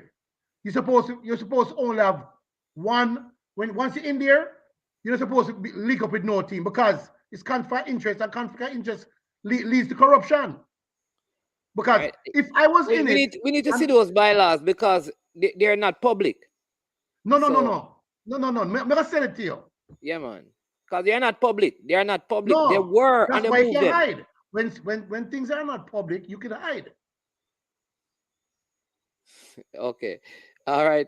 KY says currently currently the JFF does not have the copyright for the name Reggae Boys at all. No, they don't. They don't. It's owned by a gentleman in Virginia. Yeah, yeah, That's yeah. why they can't make the money off fight. But we Okay, have a so solution for that also. and he's not connected to the JFF. No, he's a white guy. You're sure he's not connected to the JFF? No, You're no, sure? he's not connected to JFF. So he owns the copyright to the Reggae Boys. Yeah, right. So how Jamaica use it? If it's Them can't use, but them can't make the money off fight. It's So about who- money. so who get the money off it? No. And that's why JFF does not sell anything. It's a Reggae Boys pan it. And if they do sell anything, they sell it behind doors. Okay.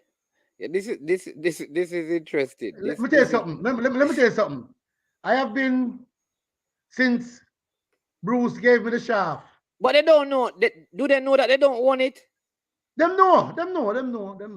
That's why they don't try to sell anything. Interesting.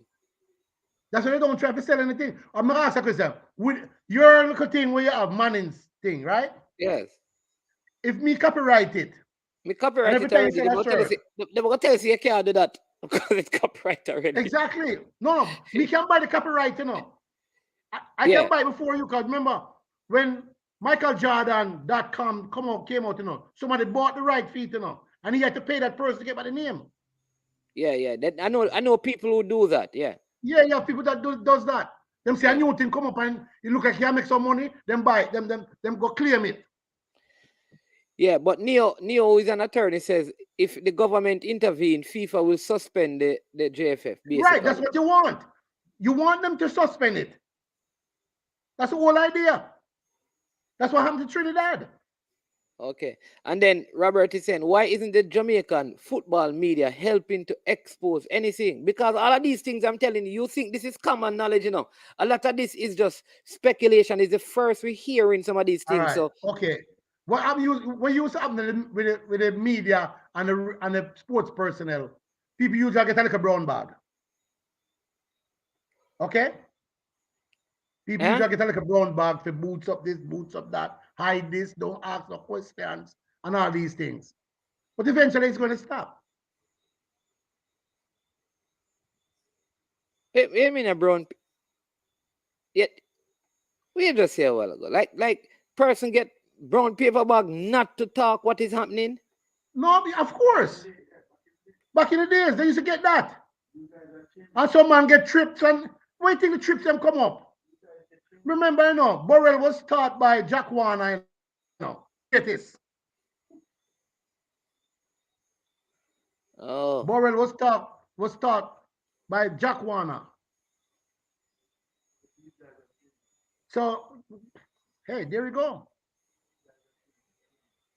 Whoa. These guys don't change. Everybody want trips. Hey, you ever notice? I'm going to ask you a question, man. You hear me? Hey, we have got to part two. We have got to part two next week. So yeah, man, look back, man. Go back in your archives, man. Let me ask you a question. Notice it. Right. All of the trips, them, right?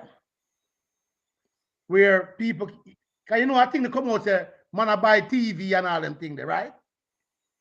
Notice it. The delegation gets stronger when it goes to certain countries, right? You notice it, right? You know, I need to check on some of these things because, like, what we get sometimes. No, follow me.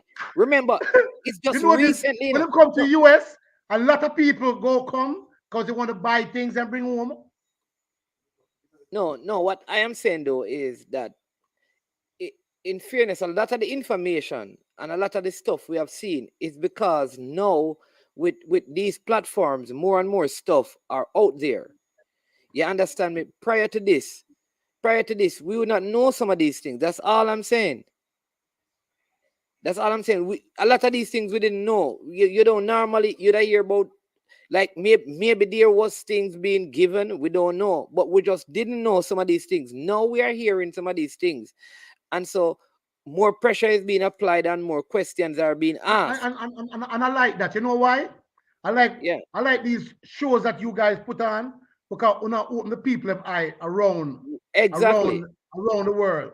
Because like I said, once you have a platform where you can reach the people and make the people them know what going on, and we need changes, and we need to get upon them case, and we need these guys out of office. These are the things that we want, because these guys, that's why them hide so much things. The website down, this down, that down. How can I fool it? Hey, listen. I have talked to a lot of coaches, a lot of people who used to work with them, players, and most of them don't have nothing really good to say. But when I was start working with them, I cannot put that to the side and said no. But now, as I experience it myself, you know, if I see them, I still say hi to them. Yeah, because you did say Mr. Ricketts is a nice person to hang out with. And I'll still say I'll have a drink with all. I'll buy my drink and we'll sit and we'll drink and talk. But if we run a business, no sir. You say he's a cool person, but you only make him run a business. No. Let me tell you something. When I was first starting what about the vice president? Is he a good businessman? Which one of them? I don't know. They're more than one. One of the vice president pull the plug, man. Roots here, Listen to me. Before I said I was going to work with, before Mike Ricketts win. Yes. I was at a person's house. We sat there. I'm gonna say, "We'll win this thing here." And tell me, "Don't worry, man. You'll find out Tuesday." I was in. I supposed to run the election. Supposed to be the Tuesday. I was in Jamaica. I sit down with a certain person, very influential person, and it wasn't me. No, it wasn't you. You know you're there. And I said, okay. He makes some decision and put Mike Ricketts in. And said, no, Mikey, help the country if you can help the country, because we'd like to go to the Olympics. Remember them time there are 2 teams ago. No, but majority of the kids them now from our camp, a lot of them went back, had offers to play for the US team, and turn it down, come play for Jamaica, right? And the first thing I asked him, I asked one of the advisor them to JFF, what kind of man Ricketts is? He said Ricketts is a good man and him do work for the government, and he's an inspector for some government agency. So I said, okay. Last question I asked the man, does this man ever hold any kind of money in him hand? And the man asked me, why you ask me that? Because I say, whenever you have a man who don't hold money or don't know money, he has a tendency when he comes around him, what he's going to do with it? He's going to take it. It's just like me have a Brinks truck. I collect money, millions of dollars a night. I mean, I am a man and I pay minimum wage. You know the man going to do to me one day? He might rob me. Right or wrong? Hello? Yeah, I understand. Yeah, man. All right. So that's what I'm trying to say to you is, we need professional people inside the organization who understand how to run a business efficiently and take care of the problems that's there. So we don't have to go around and beg money and say we're broke. No, it's not about only knowing football, It's knowing how to run a business that you don't have to go back. Yeah, but we never have a businessman before that, and it looked like him never do too good of a job. No. The problem is the kind of money we have passed through him and I never see it before. No, I mean, I thought what I'm saying is that there was a businessman before who was running the federation, and it never made no difference. Who's that? The president before, the past president.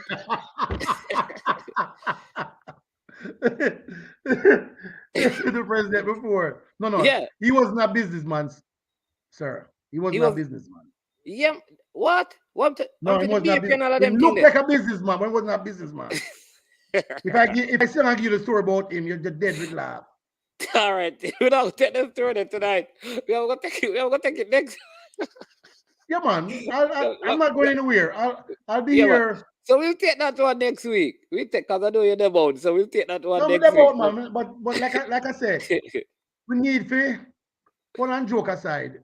We need to get ourselves together. Stick to the bylaws if we can. We should. And let me tell you something. People don't mind giving them money, you know. But when they give them money and no accountability for it, and you're not telling them the money I spend, every day you're broke. After all, they must stop giving money.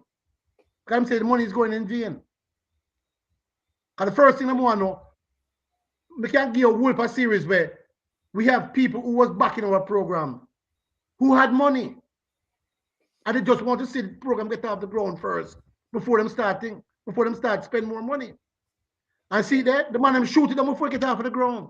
So the money right. down. Couple of things because I want to finish, but are you Yeah. okay? Because you know that I hope that there are persons within the federation listening to this, because what if they Yeah, say, man, I can't listen, listen to it, man. I what can't if me. what if they say, listen, Manning's man, I want to come on the program to refute, because I don't want to, you understand me? I want to come on Yeah, the man, put program them on, man, and to then refute. you saw them do that now. Make a call name. Oh, okay. All right. Because Make a call I want name. to, yeah, I just want to make sure, because out of fairness, we try to make sure we Yeah, keep man, balance, the because I two-side don't story. want anybody say, man is man, bring on the man to come rip through, blah blah blah, and call up and stuff. You understand me? So Yeah, if man, you can anybody do that listening, anytime, man. yeah, if But anybody make a call listening, name and then no, me get technical and show you and put it in perspective. all right then. So a No couple of problem things, with that. because couple of things. Ryan, we'll answer your question. Don't worry yourself. We're gonna make you talk to Mikey soon. But Neo is asking him if he also has a JFF articles of incorporation. No, I don't have that. But you have the two bylaws, the old one Now the and the new bylaw, one. now the last bylaw we just make. And if you want the article, you need to go down to administration, JFF, I mean Jamaica administration, and then we give it to him. Okay, Because so you remember now can them get it. register with Jamaica. Yeah, man. So my friend Ryan Because remember LLC. JFF is a non-profit organization. Everything's supposed to be on this website, so the public can be seen. The public, they're supposed to work. They work for the public, which is you guys. Yeah. They work for the public, Yeah, man. I hear Boris saying that he said that you have tried. Boris Johnson, Coach Boris Johnson, big up, saying that him know for true that you have tried. So it's not like you haven't. Because I know the reason why we started is because I know you were working on that, and everybody was, because you put on an event and you had to put out flyers and everything, and you had to cancel the whole thing. It was a big mess. It was a big mess. What for the youth them cry, man? What for the and none of, you know what is funny? None of those youth, but none of those crapper youth have ever been called up to the national team. None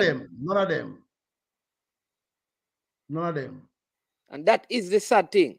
These youth were unpicked over 2 years. 2 years. Okay, but Ryan, yeah, man, I'm gonna let you talk to Mikey. Don't worry yourself.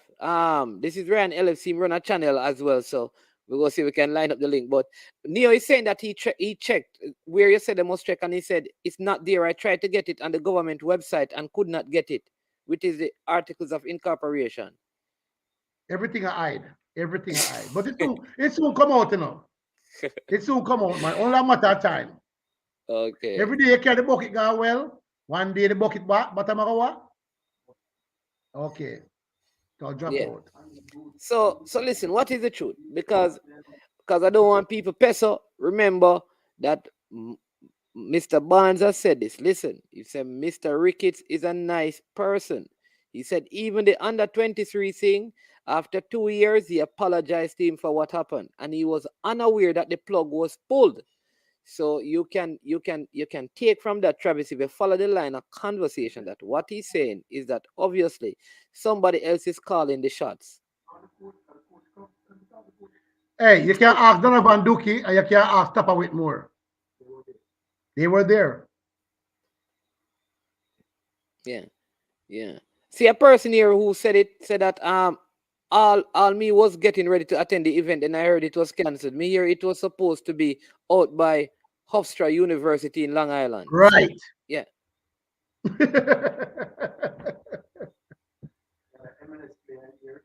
So it is not a joke. It was out there. People were planning on going. So there was this event. Listen to me, man. The world was a come because we wanted this to happen. Whoa.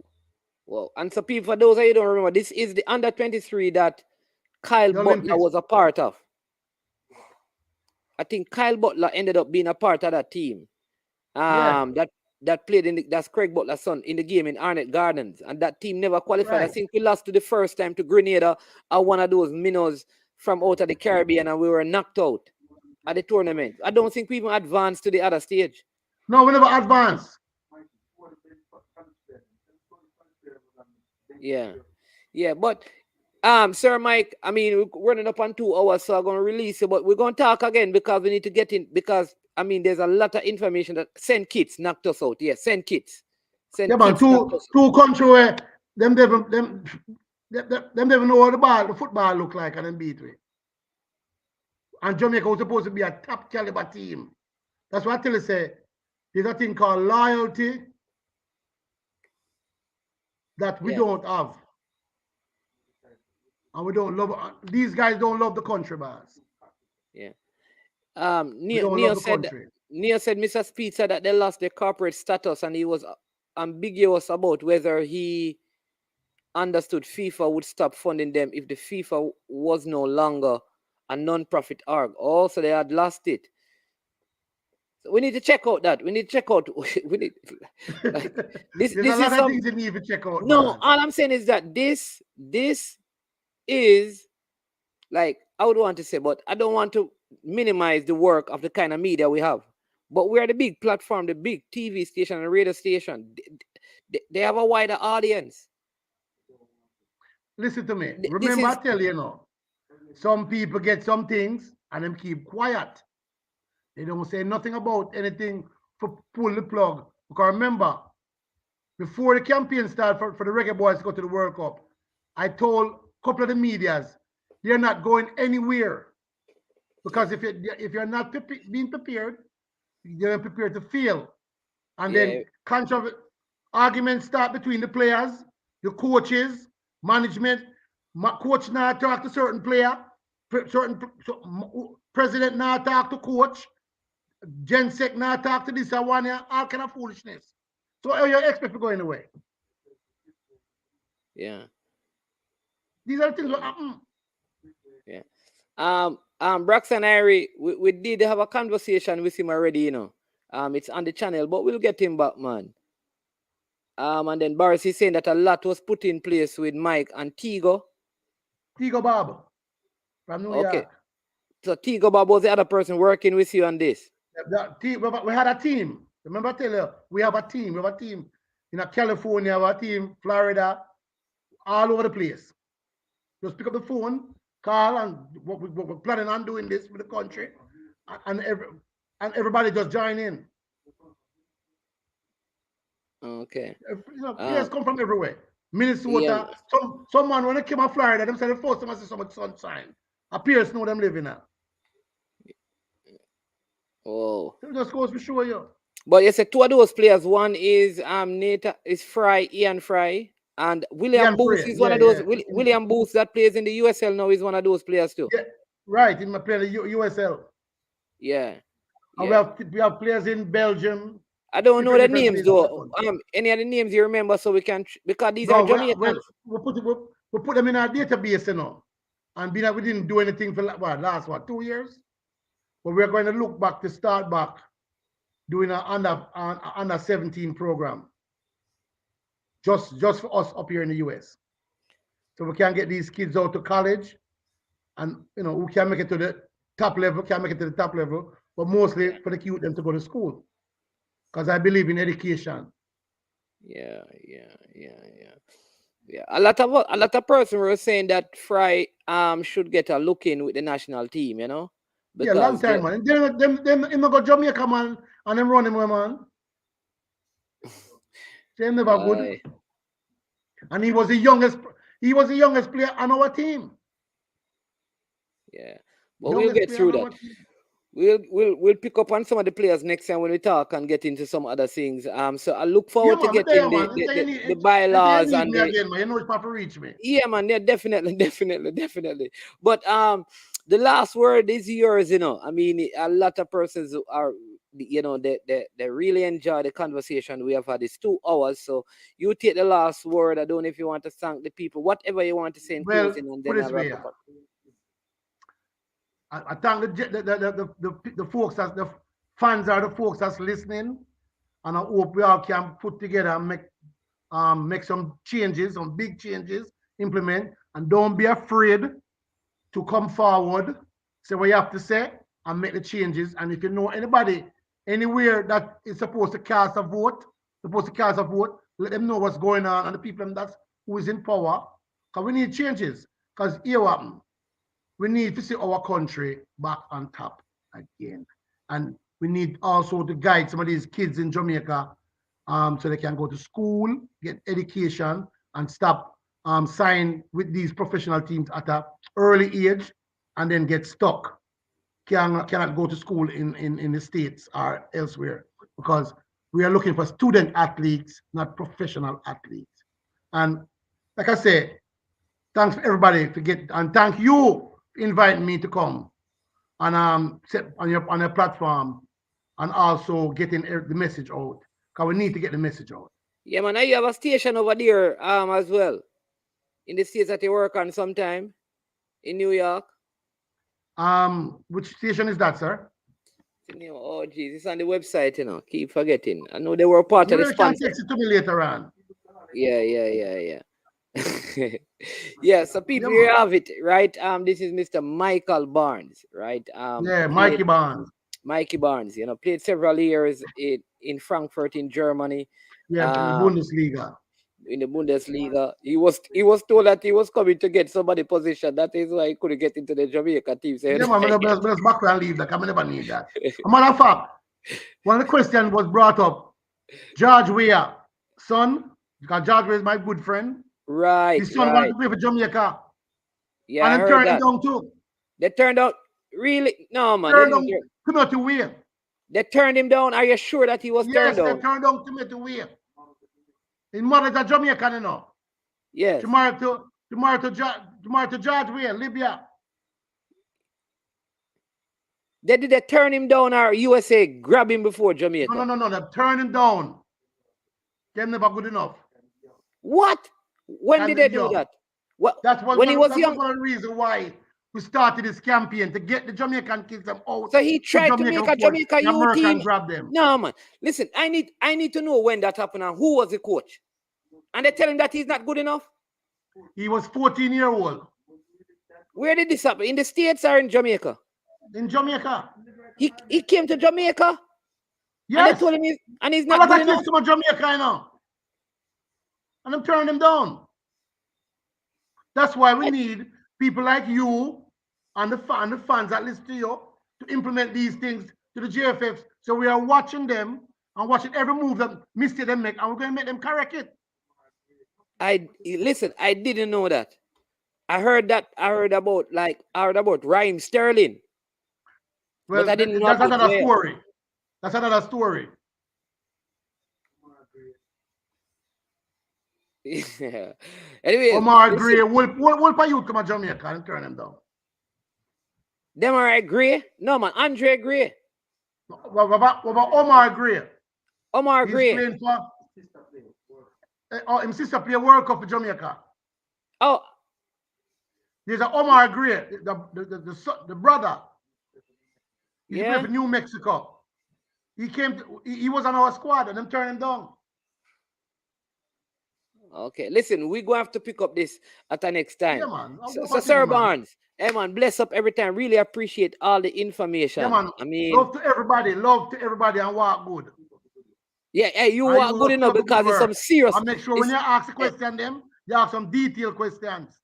Hey, hey, walk good enough because it's some serious information you're dropping us. So make sure you walk good enough. You understand Yes, me? we know that, man. I have to watch my head back, yeah. I don't know about that I part. have to walk silently, you know. Yeah, man. All right, blessings, Sir Barnes. Let me just close off with the people and then we will talk All right, bless afterwards. up and take care, yeah. Yeah, man. All right. All right, Yeah. cool. Yeah, one. All right, people, there you have it, Mr. Michael Barnes. Listen, a lot of you want to get in touch with him. He's very open. I will do that and try to make the link for you so you can talk to him. But very good information. Um, whoa, some of these things, people, I'm hearing for the first time, knowing for the first time. And knowledge is power. When you hear certain things, you understand the inner workings. You can begin to, like he says, ask more direct questions about things. And so we hope to have that kind of audience with our federation, right? And this is not about tearing down the JFF. He spoke in a commendable way about the president. In right, so I don't want people to come across like he's tearing the no. At the end of the day, when change is necessary, change is necessary. And I hope you see that I'm not here to protect one side and to, expose the other. No. When people have the issues, it needs to be spoken. And we need to find out the truth and bring the change. Right? When that time comes, let us get involved in making the change take place.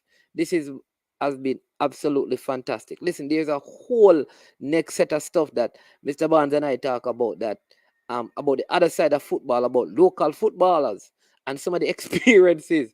Listen, if you hear, you see like Chris, like that interview, like man, like Chris Smith, I gonna love if you hear and KY, they will love that one when he begins to share some of the bad practices of some of the local footballers he has interacted with and some of the things that need to change in the local football. We're going to do that so you can hear that perspective, because it is something else that is completely like you know yeah. Awesome. But yeah, we have a next Barnes coming up this week. That Barnes starts with a J. So bless him. Chris Romans, yeah. But that is good. He says he's very sociably gets along, but he would not have him run a business. You understand me?